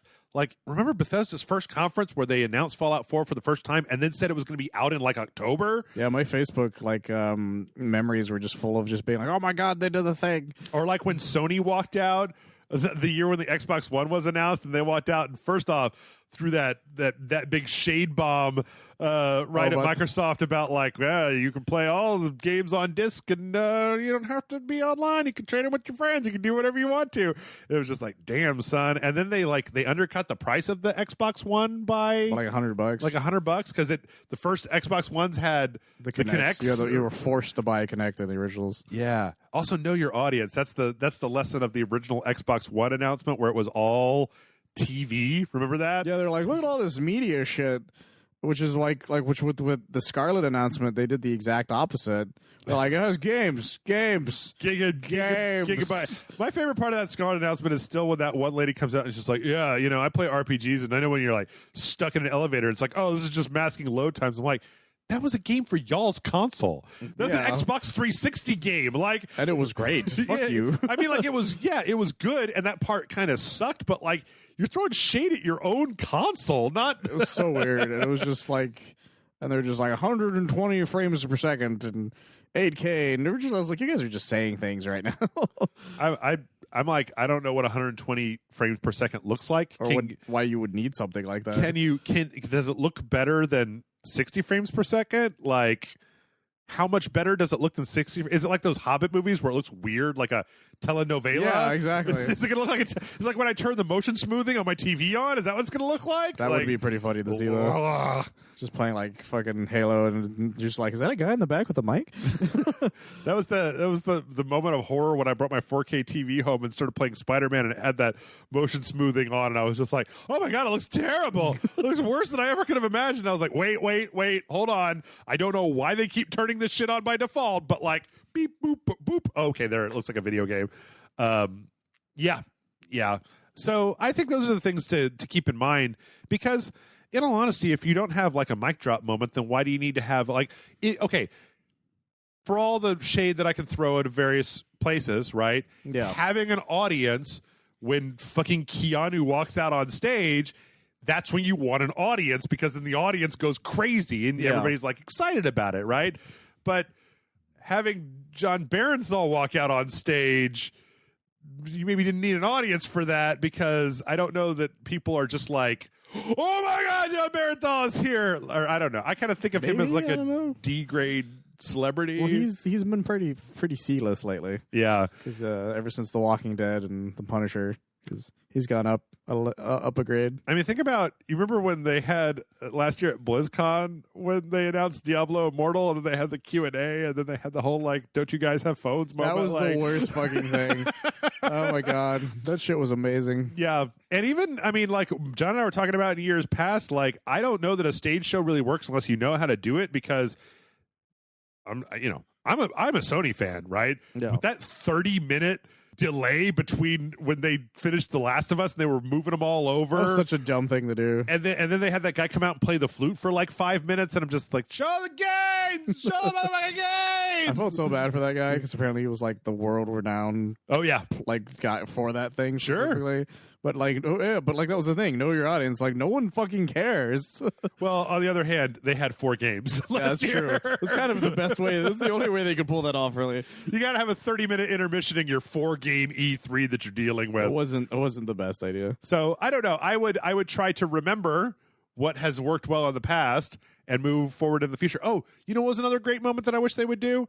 Is do you remember that E3 when that guy who used to be the spokesman on the PlayStation, that like Dan something, the guy was just in like a shirt, he was like a fake executive. Yeah, his name was like Dan something, and he got fired for doing a commercial with a Wii in it for some reason. Yeah, or like for a carpet company or something like that. Yeah, it was for like something completely unrelated to the game. So weird. But the way that he came out, like, he is one of the only people I've ever seen come out and legitimately pump up a crowd, because whoever wrote his speech about how like, we're fucking gamers and we like video games and we have got like 40 video games, so sit down, shut up, and get ready to look at video games. Everybody's just like, yeah, that dude was amazing. That dude did so much for Sony. That's what made it such a weird thing they did to him. And they just like out of nowhere. Well, he was the one who brought their marketing back. Remember, because absolutely, when they started with the PlayStation 3 and it was all that weird shit with like the baby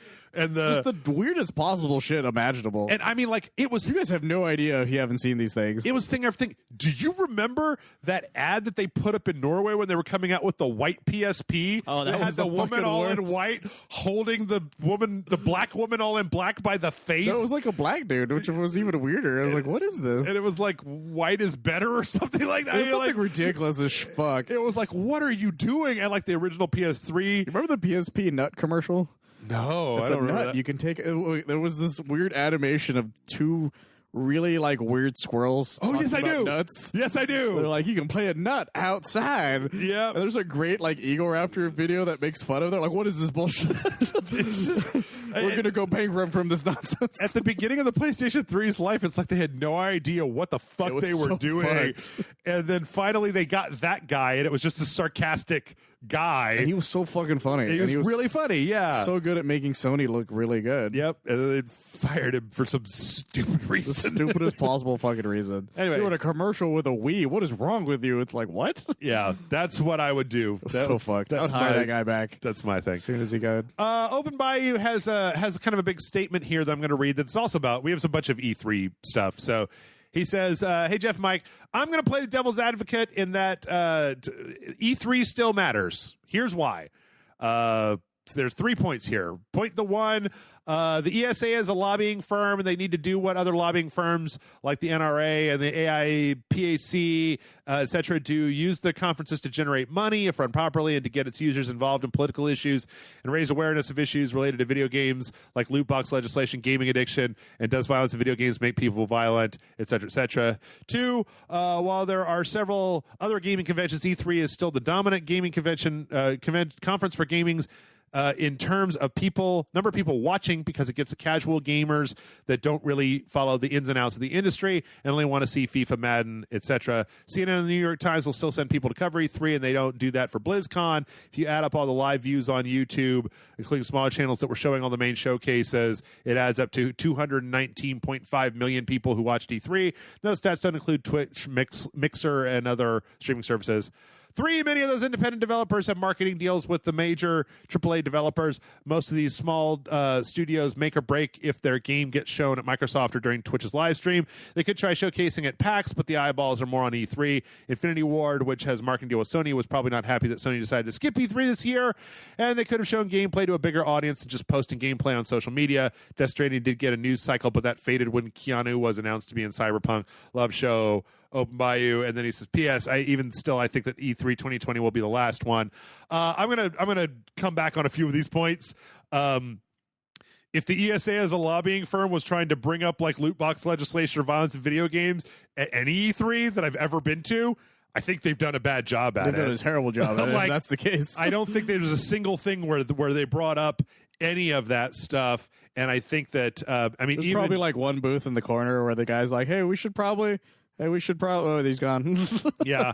I think that as an entity making money, my thoughts on the ESA have gone real bad over the years, because they're the ones, they're kind of like, gambling's fine. Like, that's kind of all now why we've got to deal with these guys.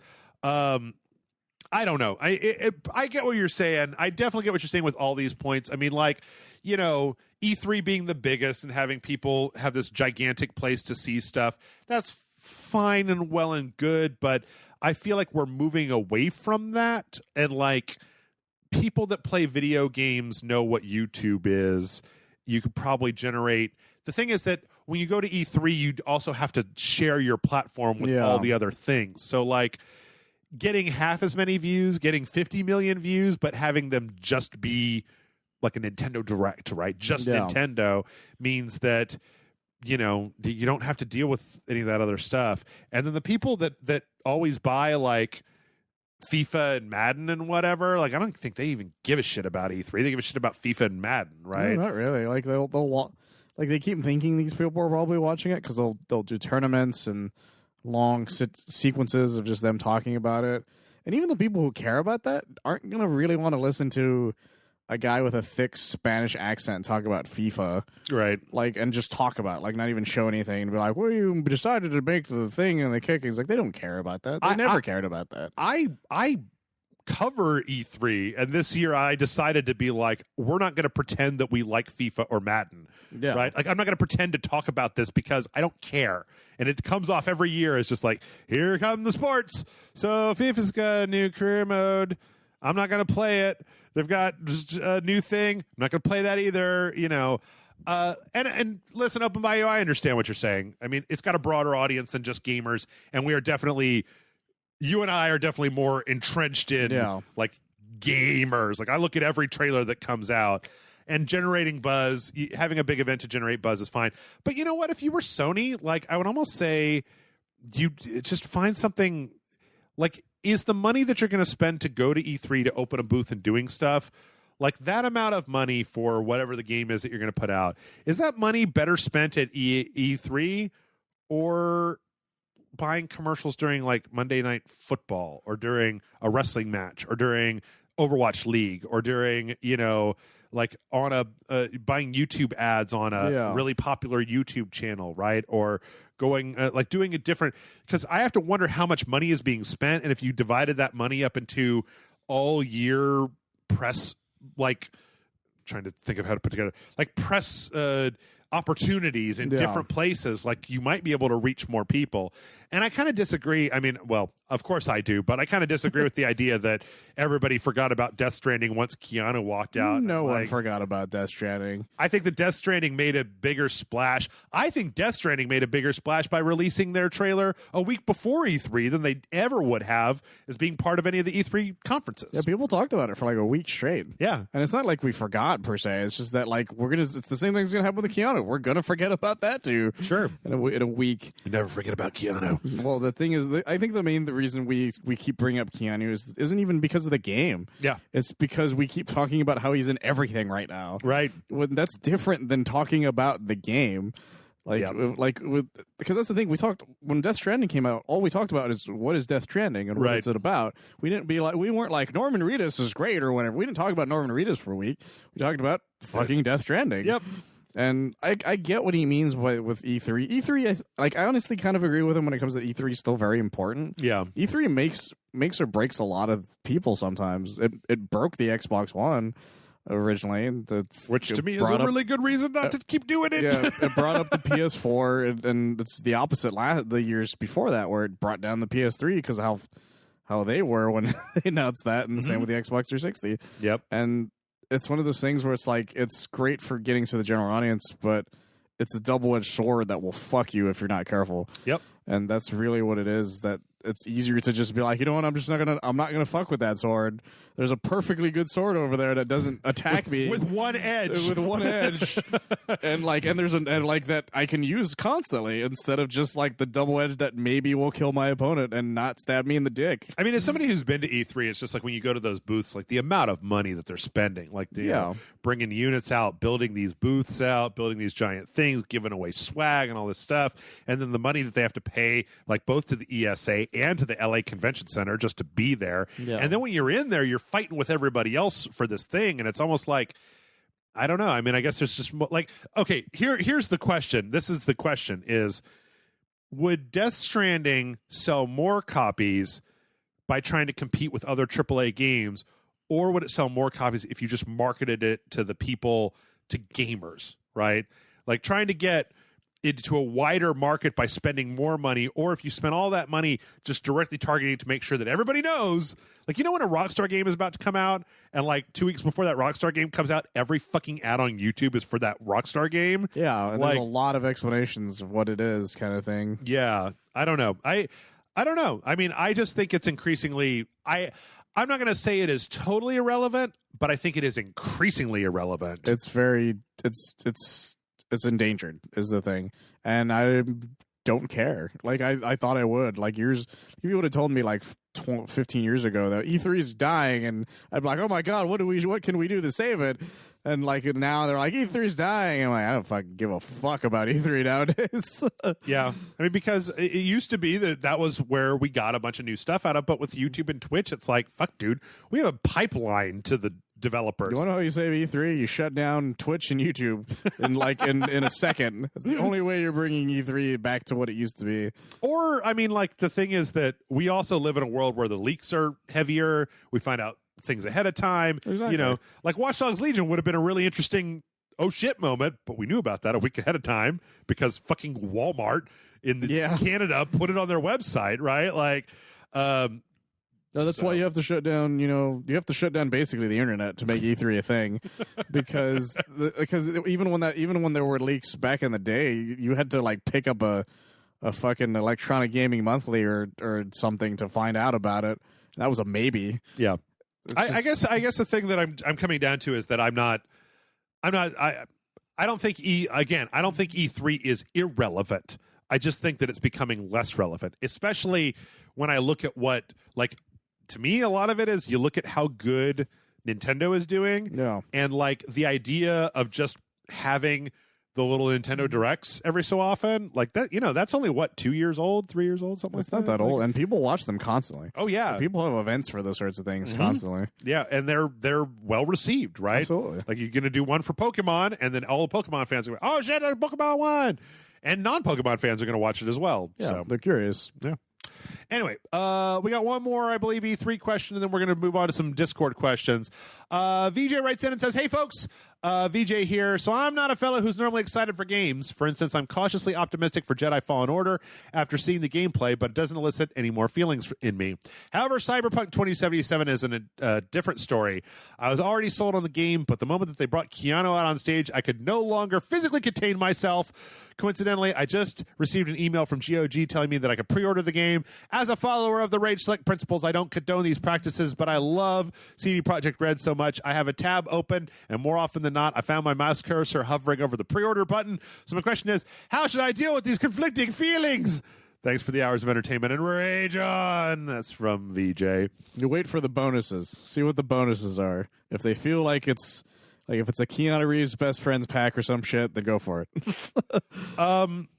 I say to you, VJ, what is the difference between owning it now and not being able to play it until April of 2020 and buying it on April 15th of 2020 and then installing it? Like, what is the difference between having it sit unusable in your game library for the better part of a year or just buying it 2 days before it comes out? Like, if you're going to buy it anyway, you know, like, what if you wait until April 15th of next year and then, like, suddenly in February you start getting all these weird reports where it's like, guys, I think that Cyberpunk game might not be very good.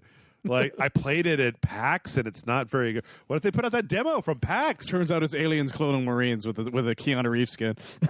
Hey, you know what? That would be amazing, actually. The Witcher 2 was a rough game when it first came out. It really was. And, you know, The Witcher 3 had a bunch of things in it that didn't... I was at E3 when they were showing off The Witcher 3, and they were talking about, like, all of these sailing mechanics and, like, stuff that I didn't see in that main game. And so, like, you know, you can't take everything that a developer says to you and, like... What if it turns out it's like Fable? It's like all of the promises just do not happen. And I'm not saying that's what it's going to be. What I'm saying is that if you buy it right now, well, you bought it. They have your money, right? Yeah. Whereas if you wait until the day before it comes out, well, what if you learn a bunch of new stuff that makes you go, oh, shit, I wish I hadn't have bought Cyberpunk 2077. And that's not to say that's going to happen, but it could happen to any video game at all times. Now, if... You've loved, you know, I do understand CD Projekt Red ain't done me wrong. So yeah. I'm gonna get excited. I'm gonna pre-order the game. But what I'm saying is the Rage Select credo about not giving people your money ahead of time is like, again, exactly what I said. Except for I will take listen, if you're writing your comment right now, you can stop. You can stop right now. I do understand that a lot of people pre-order a game because they know that, you know, depending on life or finances, or maybe you're just not super good with money, or maybe you don't fucking run a website that buys the games for you. Like, you know, that maybe I'm not going to have $60 on April 15th because I'm going to be between paychecks or I had to get my car fixed. Yeah. And I'd rather just spend it since I have the money now, lock that shit down and do whatever. And I understand that. I mean, you know, I'm not going to be pedantic enough to say maybe just buy a box with the lock on it, put $60 in it. But, you know, I'll be a little pedantic. I maybe suggest that. But, like... My feelings about pre-orders are about 50-50 kind of thing. Because, like, it's part of it's because I haven't exactly had money at all times.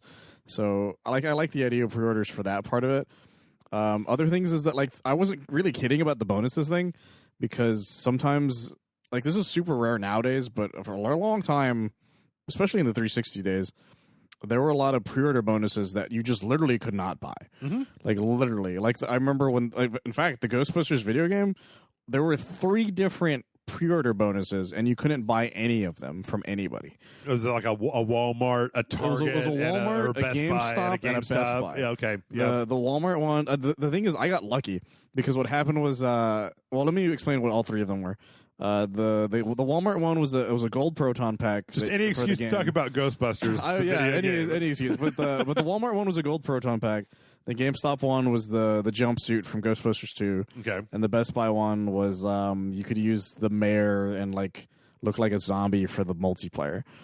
And so I got lucky. So what happened was that I was at a Sam's Club in Austin, and this was when they still had the cases out like on the floor. Yeah. I opened it and it had the fucking gold proton pack code in there. So I took that shit because it's like fuck you. It's like, this is mine now, and so I took it, and then I went to a GameStop like a few weeks later, and GameStop was super shady. It's still pretty shady, but for some reason, at some point, sometimes they would just open up a bunch of things, and say they were used with quotey fingers. And and there was like a handful of Ghostbuster games up there. I opened one, it had the code, and I took that fucking thing too. And so I got lucky and I got both code codes. thief and surprise mechanics. Surprise mechanics. No code for you. Yeah, so I had both codes, but I never, I could not get the Best Buy one because you literally couldn't buy it. And then there was the one with the Spider-Man. I think it was Shattered Dimensions. There was a code for some suits that you couldn't get. Yeah. The same with Edge of Time. There was a bunch of shit like that for a long time. And so I'm still kind of like in that mode in my head. It's like, what if they never sell it again kind of thing. Well, I tell you what, here's another one that here's another scenario. Allow me to reel out another scenario. Yeah. They announced Hitman 2, right? And when they announced Hitman 2, they said if you pre-order Hitman 2, you get access to the sniper map. Now, because I am both a Hitman fan and I run a website and I wanted to put that sniper mission on there, I pre-ordered it. However, they also, then a few months later, they announced the like gold version that was going to have the DLC with it. Yeah. And I was like, well, I want that DLC. So I had to go through this whole rigmarole with calling Sony customer service to like refund and then give me credit so I could go back and then buy the gold version, Did you end up getting that to work after all? Yeah. All right, cool. Sony has a thing where they'll give you like one refund. Okay. Like they'll push back hard, but like the first one they're usually pretty lackadaisical about, but they don't like to do it. You have to email them. There's like no automated process like there's on Steam. So anyway, BJ, that's what I'd say. I mean, it's like, look. If you want to pre-order it. I'm not. Do you want to rob a Sam's Club of a code? Then don't pre-order it. I'm not your parents or anything. But the thing is that there's a difference between. I feel bad whenever they announce Final Fantasy VII for pre-order, right? Yeah, you can pre-order it on the PlayStation. And you get a Sephiroth theme or something like that. Yeah, they're really like that's the thing about pre-orders on digital. Is you can't buy any of those themes. Yeah. Like you only get them through pre-orders, but like most of them aren't all that great, to be honest. I like OG vanilla default. Although the Final Fantasy VII one, like for the original Final Fantasy VII, if you buy that one was kind of fun. Because it makes the noises. But what I would say is, like, what if it turns out there's something about that game that we don't know about that's going to be happening sometime between now and the release, right? Yeah. Like that's the thing that irritates me is what if Anthem is bad? Right. Yeah. Is what if they show a thing and we know they lie? We know video game industry lies. We know that and sometimes it's not even intentional. Like features will get cut from the vertical slice that they showed, or graphics will get downgraded, or something will happen. And I'm not saying that's going to happen. But what I'm saying is that if you buy it now, you literally have no recourse. Whereas if you buy it the day before, the difference in your life is like negligible, but you have the ability to watch everything that comes out over the next year. And if something starts setting off your spider senses, go, well, maybe I'll wait until 2 days after it comes out to buy it. I'll get the same game, but I'll get to watch people on Rage Select, or Twitch or wherever play it and be like, oh shit, this isn't what I thought it was going to be. It reminds me of did you ever watch Fanboys? Is that the movie where they want to go to where they go to try to steal the Phantom Menace? Yes. At the very end of the movie, they're like, wait, what if it's bad? Yeah. Yep. And then the movie starts. Yep. All right, let's do some Discord questions. Jonathan Scratch writes in and says, good evening. Excuse me. Good evening, Jeff and Mike. So that Baldur's Gate 3 trailer, holy fuck. Had a little bit of trouble playing those older games. Old Infinity Engine doesn't want to click in my stupid brain, but I've fallen in hard with D&D over the last year, both as a player and as a DM, so simply seeing a trailer with a fucking illithid in it caused my dog to become deeply concerned for me because of my joy shouting. Sorry for the preamble. My point is with practically nothing, not even a hint of gameplay, I was sold. And then Larian Studios was making it, and I was mega sold. My point is there anything that has sold you on almost no information, but just a name and a concept? Sorry, that's a bit vague. Alternatively, what is your favorite D&D monster? Favorite D&D monster? Well, I don't know enough on those. Beholder. I like me a good Beholder. Those are pretty cool. Yeah, big eyeball monsters. Actually, I was going around because I'm getting deeper in the D&D thing. Yeah. I was trying to find a mini, and I found the mini for the gelatinous cube. There you go. Little box. I was like, that's neat. Like a sword hanging out of it. It was kind of cool. Kobolds? I like kobolds a lot. Little motherfuckers. Oh, okay. Beholders are pretty cool, though. Beholders are pretty cool. Yeah. You know, I guess that's my answer because they're the only ones I can think of right off the top of my head that I can know what they are. They're so iconic. Yeah. Right? They're so iconic. Like, one of the things that I feel like is only in Dungeons and Dragons. Like, I remember when I saw that Futurama episode that had the Beholder in it in the Ministry of whatever. Oh, yeah. And I was of bureaucracy, and I was just like, holy shit, they just put a Beholder in there. All right. So have you ever been sold on something with virtually no information? Yes, plenty of times, but that's because I'm a giant nerd who doesn't need a lot sometimes. Yeah. If I'm gonna go back to it again. This is the last time, I hope, I swear. Oh god, it's Ghostbusters. The Ghostbusters. The Ghostbusters, the fucking video game. Yeah, because they'd announced it. Like, I don't even remember it was just randomly. They were like, "Hey, we're gonna make a Ghostbusters game," and I just lost my shit, and I was just like, I can't fucking wait for a Ghostbusters game. I want a cartoon where you just put on a shirt that says Ghostbusters suck, and then you just pull out a shirt that says Dark Souls sucks and puts it on. Yeah, that was one that happened to me. I know with Spider-Man games that happened to me a lot, where it was just like, we're making a new Spider-Man game and it looks kind of cool, and I'm like, fuck yeah, I'm already sold. The same with the Arkham games when they're just like, when it was just like, we're making another Arkham game, I just lost shit. Like Arkham Asylum I remember I was very iffy on when it first was announced. Like, I was hopeful, but after Asylum I was like, I'll play anything that has the word Arkham blank in it. Yeah. And I did. And to their credit, and that kept happening with those. Metal Gear Solid, everything after Metal Gear Solid was just like, yeah, whatever it is, I'll take it. I don't care what it is. Just give it now.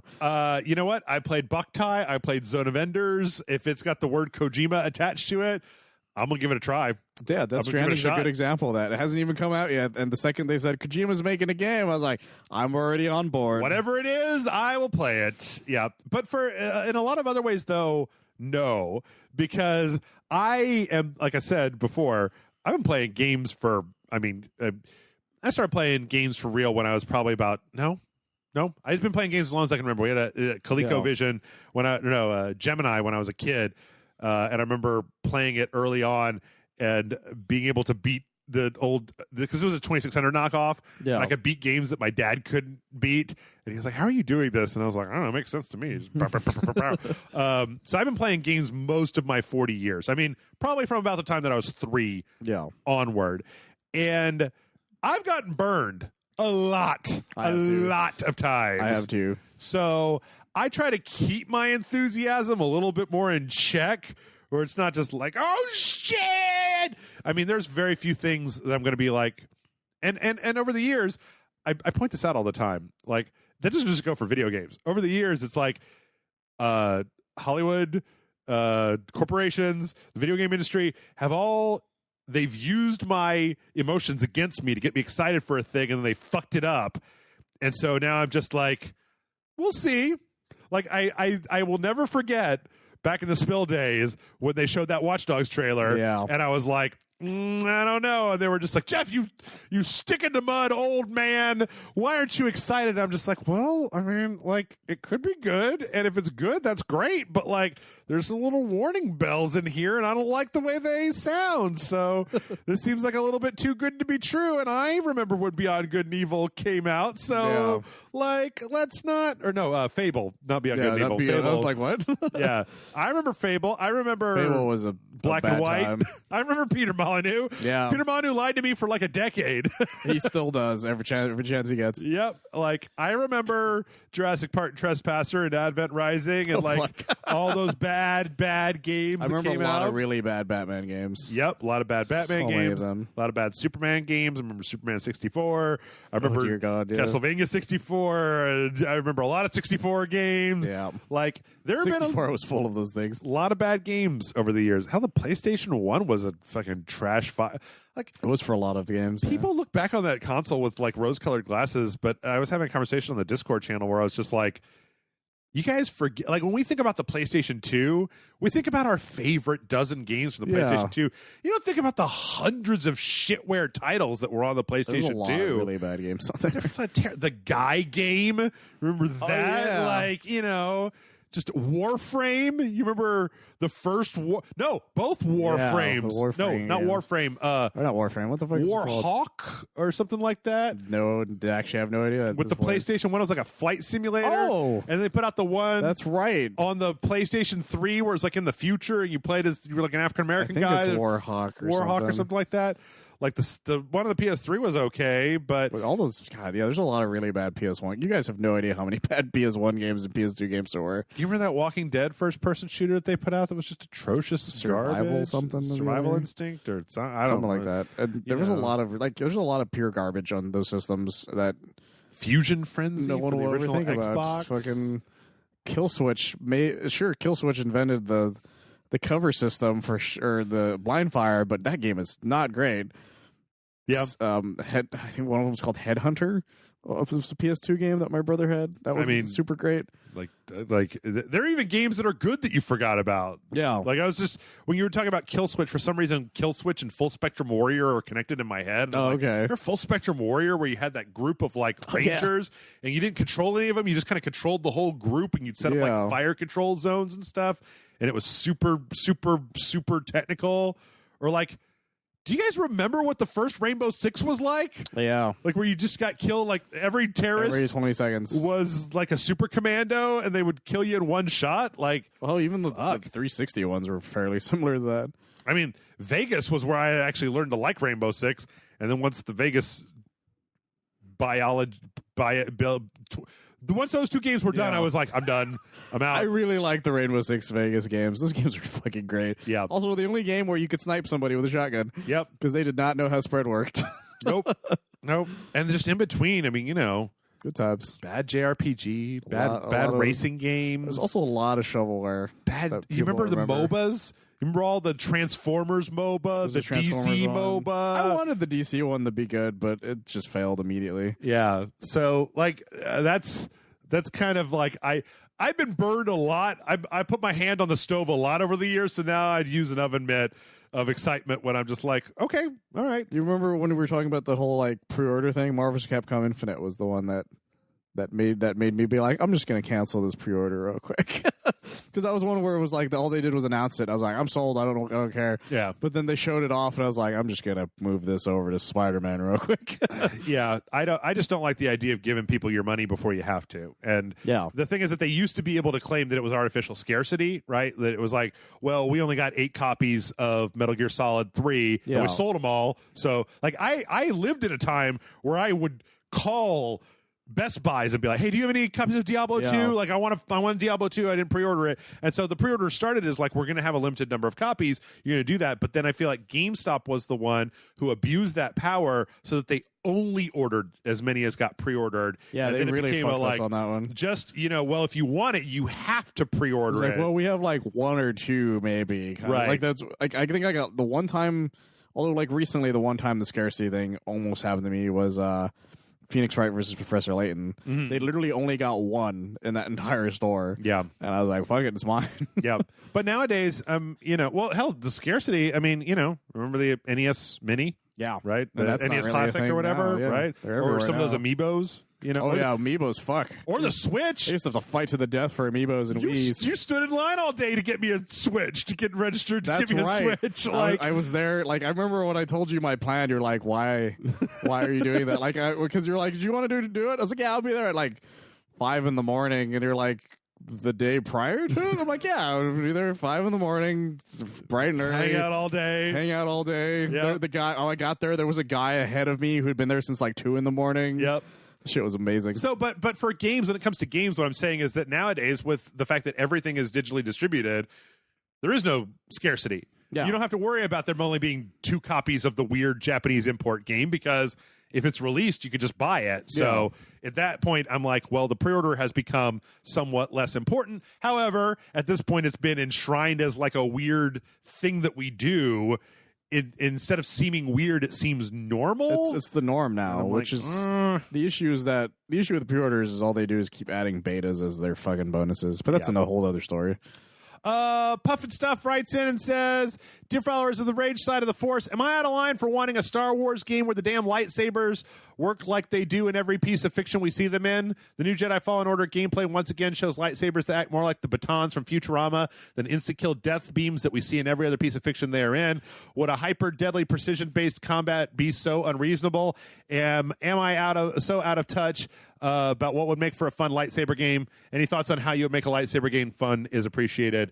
That's from Puffin Stuff. First off, I'd like to say that I think that I think I heard one of them say in an interview, like, any stormtrooper that you hit with any hit from the lightsaber dies instantly, and it's only like the guys that have the poles or like something to counter with, right? Something specifically an anti-lightsaber thing. The issue is he wants them to like be dismembered and stuff. Oh, which is which I actually heard in another interview that outright they were like, yeah, it was told us up high that we can't do that, like outright.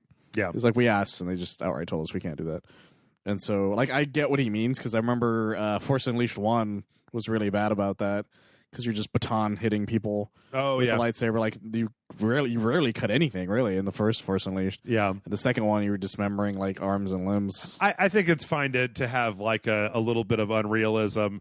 I mean, maybe if you want to play a game where like, yeah, your lightsaber will kill anything that it touches, but also if a blaster hits you anywhere on your body, you're also immediately dead. Then you're just making Bushido blade with lightsabers. Right. Which as I say out loud, I probably would play that. I mean, the only reason that Star Wars works as well as it does is that stormtroopers, the military arm of the Empire, can't hit anything with the guns. That's their only job. Yeah. They have one job. It's to shoot things, and they can't hit anything with it. And I'm not even talking about Jedis. Like, Han Solo ain't a Jedi. Princess Leia ain't a Jedi. They were in the Death Star, for fuck's sake. They couldn't defeat tiny teddy bears. Yeah. Let alone like, one of the things that I hate about the digital remaster for Star Wars is the way that they made it so that when Han Solo runs around that corner to that room, it's now just like a billion of them. It's like 100 stormtroopers, and they added in a bunch more things flying past him as he runs away from it. And it's like, but this just makes the stormtroopers like non-entities. It makes them even like worse at their jobs. Yeah, really. Yeah, than it would have been if it was just like a handful of them. I don't know. I'm like, I think that the player is already relatively empowered in a Star Wars game with their ability to, I don't know, like stop time, lift things up with their mind, use a laser sword in any capacity. There's so much shit that's going on in that game. So, I don't know. I'm more in the set where I just want a game where I don't have a lightsaber more than anything. I just want to be a fucking smuggler in one of those games. You can always play Beat Saber, Puffin Stuff. Yeah, that's true. You can hack everything up to pieces in Beat Saber. Or you can always watch Michael and I play Metal Gear Rising on the Patreon, where you can hack things into tiny, tiny, itty-bitty pieces. I think it would be a little weird if you countered a stormtrooper up into the air and then got to manually cut him into tiny, bite-sized little squares, and then they all fell down onto the ground. That's what it needs to have electrolyte stealing, is what he's saying. Yes. That's how you make a good Star Wars game. Steal the star juice. The star juice. Steal the midichlorians from their body.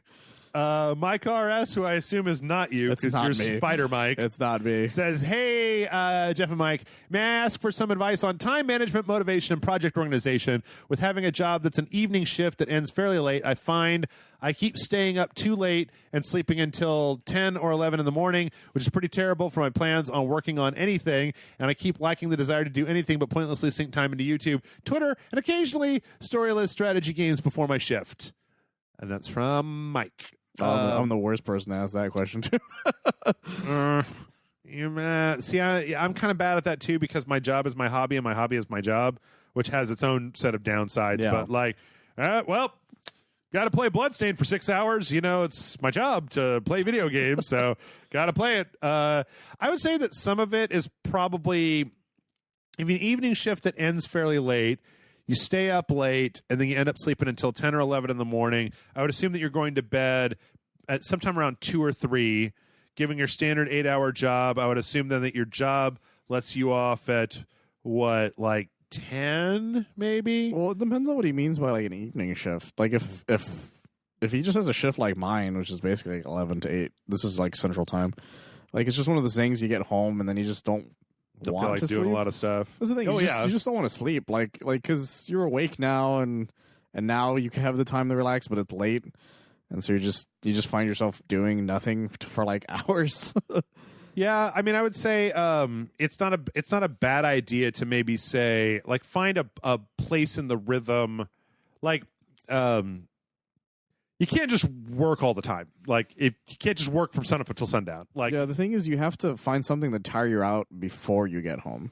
Is really what it is. That's why Michael's here to do the Rage Select podcast. Sure, but yeah, it's just like, because that's one of the few things that I've noticed that if that will get me tired before I get home is like stopping somewhere real quick, look around. It's like a stop at a half price, look around, because it's doing something. And then by the time I get home, it's like, oh, now I'm a little tired, and then I might sleep a little earlier. Like, I think it depends on when your best time is, because like I'm shit in the mornings. I'm just bad when I wake up. Like, so when I had a day job, I would stay up as late as possible because that was a fertile time. And then I would get up, 45 minutes before I had to be at work, take a 10-minute shower, run out the front door. I didn't have my dog then, so I didn't even know how it would work if I had a dog. But I would say find the time if you can think about what time you're willing or you feel like you're the most productive after work. Honestly, it's the weekends. The answer is the weekends, because work is mentally and a lot of ways, sometimes even physically exhausting. Oh, absolutely. And you're probably not going to be doing your best work afterwards. There's a reason that you're fucking off and playing games and watching YouTube. Sorry, I didn't mean fucking off to sound like derogatory or anything, but like, there's a reason you're doing surprise mechanics right? As much as possible. But I would say that you probably want to maybe focus on like, maybe just do whatever you want to after work, and then like Saturday, I'm going to get up and I'm going to be productive for 8 hours on whatever this side project that I want to do is, and then I'm going to, fuck off in the evening and go back to sleep, right? That's really the only like time that makes sense to make plans. Like, it's weird to say because most people are like, your weekends are your plans. Like, no, the weekend is really good at planning out the rest of maybe your next weekend kind of thing. Like, you'll find that it works a lot better in your favor that way. You know what? My life changed forever the first time I got a 4x10 schedule too, because if you're just doing nothing when you get home from work but kind of fucking off and going to bed, like 10-hour shifts are long and you don't get as much time at home afterwards. You get 2 hours less time afterwards, but you have 3 whole days off every week. That's amazing. So, like, I wish I had those. One of my old jobs, that was one of those things they offered. I was like, I don't know if I could, but the guy that I knew who took it, he's like, oh, it's the best fucking thing in the world. Yeah, I mean, the days you're at work are a little bit more, and they kind of suck, but, like, let's all be honest here. If you're working a job that's not, like, a thing that you love, the day sucks anyway, and then when you get home, you're just like, fuck it, I want to eat a cheeseburger, watch fucking YouTube, and go to sleep. So if you work 2 extra hours, then, like, you get to come home and eat a cheeseburger, watch YouTube, and fall asleep. But then you have 3 days. You can go drinking on Thursday night, be hungover and fuck around on Friday, do something productive on Saturday, and still get all your shopping and your clothes washed on Sunday. Bam! Look at all that. Look at all that weekend that you got. I had a 1 shift one time. This is a bit too much. 3 12-hour days and 1 4-hour day. So I worked 8 p.m. to 8 a.m. third shift, Monday, Tuesday, and Wednesday. And then on Thursday, I worked from 8 until midnight, and then at midnight, I had the rest of Thursday, Friday, Saturday, and Sunday. And because I worked third shift, I would usually go back on a regular schedule and then staying up until go back on a regular normal person schedule, and then on Sunday stay up for 24 hours and go to sleep at 6 a.m. on Monday, and then get up at 5 p.m. and then go to work for 8, right? Like, it was crazy. It was an insane time. Now, those 3 days sucked. Like, 12-hour shifts. That's insane. They suck. That's like almost a full day of work before lunch and a full day of work after lunch. That's insane. That's it's literally half a day. Yeah. And then when you go home, you're like, shit, I got to go to sleep now. Yeah. You're going to be back to work in not that long at all. Some people probably even, if they had that, don't even go to sleep at home or don't even go home. Yeah. So, but it was kind of great because it meant that I could hang out with my my regular working friends on the weekends, but then I also had like a couple whole days to myself, right? Yeah. Just fuck around on Thursday, fuck around on Friday, and then Friday I'd be like, hey, what's to go party? But those 3 days, no good. Now, it did help that I worked at a call center. We were contractually obligated to keep the call center open all night, and nobody ever called. So I get calls from 8 p.m. till about 10 p.m., and then from about 10 p.m. to 6 a.m., I get like 1, 2, 3 calls, and then from 6 a.m. until 8 a.m., I get like 4 or 5 calls. So it was like there's a long stretch of just jack shit in there. Yeah, my current job, apparently that's how Sundays are. Just the entire day of Sunday. Yeah. I tell you what, I got a few more Discord questions, but I'm going to save them for next week. We're going to do a few more of the email questions. Let's see. JD writes in and says, hey, Jeff and Mike, don't know if you saw this, but Elon Musk is getting railed on Twitter for being a general dickbag. The long and short of it is he refused to give credit to an artist after posting a piece of their art and continued to be belligerent about not giving credit to the artists. To not giving credit to artists. As someone who is an artist and has been the victim of art theft before, this really grinds my gears. It's one thing not to give credit to an artist, but to flat out refuse to and say you don't believe in giving credit is just a dick move. What's your take on this whole situation?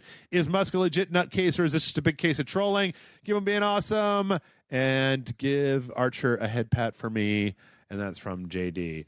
That's a tough one, because I think I don't know if he's a troll or just a crazy person at this point, because he's basically lost his goddamn mind. And the fact that he's just like, I don't want to give credit to this artist after, like, you know, his company is like named after the guy who got no credit for half of his inventions, kind of thing, is kind of hysterical in a kind of weird way. I think Elon Musk is a tool.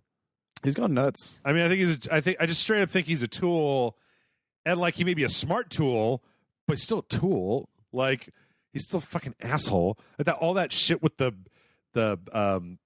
cave divers and the submarine, and that guy's calling the guy a pedophile, and like just and you know just dumb shit. I kind of want him to go into Cave Johnson territory, though. Is the thing, like that's what he should just do. He should just go full Cave Johnson and try to make the exploding lemons, and just go from there. Like, that's really what he should be doing. I see. The thing is that I kind of go back to a thing where it's like I don't idolize industrialists. Like, we shouldn't, is the thing. I think Elon Musk is just a person with too much money who sucks. And like, okay, you put a car in space, that's cool, but like, you didn't do that by yourself. Yeah, you didn't do that in your, like, you hired engineers. Like, you didn't personally build the rockets, right? Yeah. And the fact that he's kind of a celebrity to me just shows that, you know, Martin Shkreli is a celebrity. Yeah. He's also a fucking dick face. And like the whole idea in this question, but is he a legit nutcase or is he trolling? I don't care. He's an asshole. Like, he's crazy. It doesn't matter if he's a crazy person or if he's just an asshole. Like, I don't kind of care about that when it comes, you know, I don't care if Kanye is mentally ill or just like playing an Andy Kaufman trick on us. The result is the same. I don't want to hang out with Kanye, and I don't want to hang out with Elon Musk, and I don't want to hang out with millionaire industrialists. Like, unless they're Tony Stark. Only time that'll hit. Only exception. Yeah, but you know what? But it would have to be a real fucking person. But you know what? Like, maybe up until Infinity War Volume 1, I mean, like, Tony Stark's an asshole. He is, but he learns to slowly not be an asshole. He slowly learns to not be an asshole, but like, I don't want to hang out with Iron Man 1 Tony Stark. Like, no one should want to hang out with Iron Man 1 Tony he's Stark. He's a fucking dick. He's a crazy person. Like, you know, it's like what's his name? Jason Pargin over on the Cracked podcast talks about this all the time. He's like, you don't want to hang out with Robert Downey Jr. Sherlock Holmes. That guy's an asshole. He's a huge prick. Like, you don't want to hang out with Dr. House. He's shitty. He's a shitty person. Like, yeah, he might be the smartest guy in the room, but like, smart people also know that you have to like be a human to other people, or else you die alone. Like Howard Hughes. Like House does. I don't remember how that ended, to be honest. I assume that's how it ended. No, him and what's his face drive off into the sunset on motorcycles or whatever. Yeah, I did not know that. It's a really bad ending. This is one of the seasons where he drives his car into his boss's house when they're dating or something. House is an asshole. He's a huge prick. He's a huge asshole. And like, oh, he totally owned that lady about birth control. And it's like, yeah, but because he was mean to her doesn't mean that she changed her mind about birth control. Change her ways or anything. Yeah. Like, you know, plus sometimes in that show, because I've watched a lot of House, sometimes in that show, he lets people that are also dickbags get away with stuff because he kind of admires the fact that they're dickbags. He's not making the world a better place. No. Like, I hate this. And maybe it's because I grew up, or not grew up, but I used to have a friend who was one of these just like, well, I just tell it how it is. And if you're offended, so be it. And eventually I got to a point where I'm like, I'm done with you. Like it's just like, well, you know, I'm not racist. I just hate everyone. And it's like, well, then eat my balls. Like, I don't want to hang out with you if you hate everyone, because then you hate me too, and you're a rude prick to everyone. And you know what I learned eventually, Michael? There are a lot of people in this world who aren't rude pricks. Yeah, it turns out there's quite plenty of them. Like, I'll let Tony Stark build Iron Man armor and help save the world, but I want to hang out with him. I want to fucking hang out with him. Now I'd hang out with Thor or Cap. They've showed themselves to be nice. You know who seems like they'd be super cool to hang out with? Rhodey. Rhodey seems like a guy. I think Rhodey would be awesome to hang out with. He'd be great to hang out. He's got a good sense of humor. He seems like a nice guy, but he's also like responsible. Especially Rhodey from 2 and up. Yeah. I don't know. Don Cheadle Rhodey. Yeah, Don Cheadle Rhodey was about 50-50.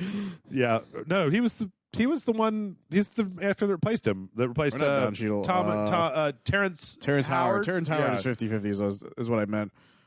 But like, you know, I don't want to hang out with Doctor Strange either. I would not want to hang out with Doctor Strange. He's a prick. Doctor Strange is a giant asshole from beginning to end. Yeah. I mean, you know. He learns very little in that movie. Like, you look at the people in the Marvel Universe, and the ones that are like the smartest are the ones that I don't want to hang out with them. I want to hang out with Ant-Man. Like, I'd hang out with Peter Parker. Banner seems like he would be all right to hang out with. In fact, Hulk also seems like he'd kind of be all right to hang out with, as long as he wasn't raging out, right? Yeah, I think like Hulk from Ragnarok up would be pretty cool to hang out with. But like, I don't want to hang out with Loki. God damn, it sounds exhausting. Yeah, he really would be super exhausting. Are you gonna kill me? Look, just tell me if you're gonna kill me, all right? Like, I'm cool if we keep drinking, but you just gotta tell me. I want to know. I want a snake. I don't think I would want to. Now I'm just going down the whole list. We're just going down a list of people. Like, I don't think I would want to hang out with. Wouldn't have passed this question, by the way. Like Peter Quill. I don't think I would like to hang out with him. Like, hanging out with Peter Quill would just be hanging out with my brother. He kind of seems like, he just seems like a douche a little bit, right? Like a little bit, but enough to be where like I said, I feel like it would be hanging out with my brother. I feel like I would hang out with Rocket, but only because I got to hang out with Groot as well, right? Yeah, I would hang out with Groot. Like, I would not hang out with Drax though. That shit would be exhausting. Now that would be purely exhausting. Oh, it would just there'd be no way I could have a conversation with him. Yeah, I don't know. It's just, you know. I don't know. The people who are multimillionaires or very smart. I don't know. I'm not a multimillionaire, and I'm not very smart. Like, I can't identify with your problems, and you just seem like a weird person. Pretty much, yeah. Like, yeah. So, one last question, then we'll wrap it up. This one comes in from Vanish Knight. Vanish Knight says, "Hello, Jeff and Michael. Do you think the audience reaction to the ending of Mass Effect 3, The Last Jedi, and Game of Thrones are similar? Do you think that the audience are reacting to the inconsistencies in the storyline and world building, or that they just did not get the ideas that they thought they were getting?" Fist bump, Vanish Knight. So I think that all of those, and I'll even put The Last Jedi. I like The Last Jedi, but I'll even put The Last Jedi a lot. Jedi here as well. I think that all of those properties, the endings have some issues, right? In the case of Last Jedi, I mean, like, look, guys, I've talked about Last Jedi before. I like the movie, but I firmly understand and I in some cases agree with the idea that it's like, oh, we're just trying, all we're doing is subverting tropes, and that can get tiring after a while, because you're just like, can you just have a lightsaber fight instead of trying to be super clever? Like, this whole movie's just been about being clever, and I'm tired of you being clever. I mean, I wasn't tired by the end of it because I'm a super smart billionaire like Tony Stark. But like, I can understand why other people who have less money are less handsome. And no, I'm just kidding. It's not. I understand. You're not Elon Musk. That's right. But I think a lot of it just goes to, you've got to be careful. Well, I also don't think that I don't think that Game of Thrones belongs in the same category. I think that you could make a case for why Jedi and Mass Effect 3 belong in the same category, but actually, let's split them all up because I think they all have different issues. Have different reasons for having for being hated. No is the answer to your question then. And honestly, I think The Last Jedi, I don't even feel like that should be the one that you would be mad at it, to be honest. Like I feel like with The Rise of Skywalker, it's like, well, let's just see how it all plays out is my issue with that. Because it's just like, it's like you can be mad at that ending if it doesn't play out well afterwards. Right. I feel more than anything. The issue with Mass Effect 3, I guess Mass Effect 3 and Game of Thrones have more in common than that does. See, here's what I would say. Last Jedi set out to subvert expectations, and so I think what they did was the result of just where it was going. Like it was meant to go there. Like that one is actually like honestly for some reason. Okay, like I think it's kind of funny because I think Last Jedi has more in common with Kevin Smith's movie Red State. Yeah, if you've ever if anyone who's ever seen Red State or heard him talk about it, where he talks about keep trying to write. All he talks about is it's just subverting expectations. Like, exactly, like he was. I think it's Kevin Smith Goes to Hell is where he talks about it. With Mass Effect 3, I think that what you're looking at there is that the writing staff changed between Mass Effect 2 and Mass Effect 3. Yes, and then in Mass Effect 3, they got to the end, and I feel like they didn't really know what to do with, like, I often wonder what would have been a satisfying conclusion for Mass Effect 3, like just shooting a whole bunch of Reapers. Like, well, the issue I had with the original ending, the Mass Effect 3, was there was no closure. Is the issue, and that was the original issue for me. Was that like I didn't care that it had like this weird sort of like not great ending. My issue was that I'd spent so much time with these characters that I didn't even get an epilogue. Right. It just went straight to fucking what's his name? The astronaut. Oh, Neil Armstrong. No, the other one. Buzz Aldrin. Yes, it just went straight to Buzz Aldrin. Yeah. Talking about the shepherd. Oh, the kid and the shepherd. The kid, you know, the shepherd did the thing and then we all survived or whatever. I'm just like, but what about all the shit I did? Yep. Like, how did that play out? Yep. And they're like, don't worry about it. Like, originally they were like, don't worry about it. And that's what actually frustrated a lot of people about Mass Effect 3. It also, for a franchise where your choices seem to matter so much, because you know what? The thing that happened at the end of Mass Effect 3 also happened at the end of Human Revolution, right? Remember? Oh, yeah. Because there was just that room that had like 3 switches about like which switch do you want to switch? And it wasn't quite as bad there. But for Mass Effect, it seemed like they were building to a certain place, right? Yeah. You're assembling the Grand Fleet to attack the Reapers, and then it was just kind of like, oh, nope. There's a kid. There's the kid. There's a space kid. And you're having a party and you have 3 types of punch that you can serve. It's like, what is happening? Yeah. Also, I mean, like a lot of it, because I feel like I felt a lot better at that with that ending when they put in the thing to let you have the party. Well, that was the thing. The send off, right? If the epilogue and the party were part of the original ending, then that entire game would have been fine. I think so. I feel like I personally wouldn't have had that issue with the game because the epilogue helped me. Like, you know, it's like well, the epilogue was, here are the choices you made and here's why they mattered. Right. And then the party, like you said, that was a great little send off for a lot of different things too.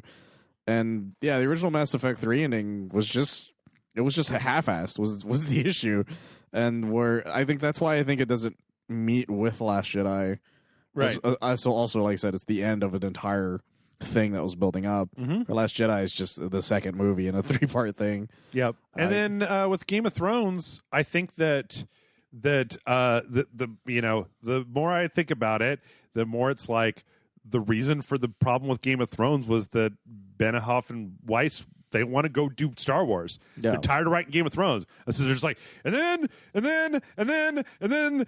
got stabbed, and then there was the king, and then this, and then this, and then this, and then done. And they're just like, this is like one episode. And they're like, yeah, just film it all. Just film it all. Fill in the blanks. We'll figure this shit out. Yeah. We'll do it live. Yeah. So that, like, there's a Starbucks cups and bottles, throw that shit in there. I mean, because in all honesty, I feel like if the events of the last season of Game of Thrones were stretched into 3 seasons, where like some of the character turns happened slower, and there was some foreshadowing, and if it ended at the same place but just it didn't feel like somebody had their finger on the fast forward button the entire time, that the story actually would have been fine if that's where they were going. It was a lot of whiplash for people. Right. That's really what it came down to. If they had a whole season for the Night King and then a whole season of building up into the war between the, et cetera, and then a whole either that or like a half season or something of just like the stuff that happens after. Actually, they should have had a whole season of the Night King, a whole season of the war between the people that are left after that, and then there's that big thing that happens that everybody hated. But if they'd been building up to that for 2 seasons, and then it happens, and then the whole last season was dealing with the aftermath of that and what happens and etc. Like, I don't think that the events are the problem. I think it's just how fucking fast they went, right? Yeah. Hell, there's even a case to be made that if they had like 3 more episodes, that would have been better. Well, yeah, they would have had more time to flesh out some stuff. But that's the thing. That's what, like, that one Mass Effect 3 have a little in common in the fact that it feels like the ending just sort of happens, kind of thing. But and there's a lot of build up, and then it just sort of happens. Yeah, like that one I'll give the connection to. But like I said, with The Last Jedi, I really feel like it just has more in common with something else. I think all 3 of them are kind of different personally. So I say no. Michael says yes, but not to The Last Jedi. Yeah. And with that, we're done. Another Rage Check podcast full of everything. Surprise mechanics. Thrills, chills, surprises, mechanics, surprise mechanics. Michael, I have no idea how anybody could not know, but tell those people where else they can find you on the internet. You can find me on oneofus.net, and then I'm not sure when this specifically comes out, but if you're going to be at RTX the week afterwards, I probably will be there as well. Oh, there you go. Say hi. Say hi to Michael. You can say hi to me at mail@rageselect.com. Write me an email and say hi, and then put a question after that, and then sign your name at the end, and we will read it on this show and answer it. And also, you can go check out the Patreon at patreon.com /rageselect. And that's the end of our show. Yeah, it seems weird just to be doing one podcast and not like a series of 4, but I don't know. I guess that's it. So if you excuse me, I got to get back to rewriting the last season of Game of Thrones when they cross over with Mass Effect, and then the Jedi show up. It's interesting. You're gonna have to wait. You'll find out in 2025. All the expectations will be subverted. Don't even bring an expectation.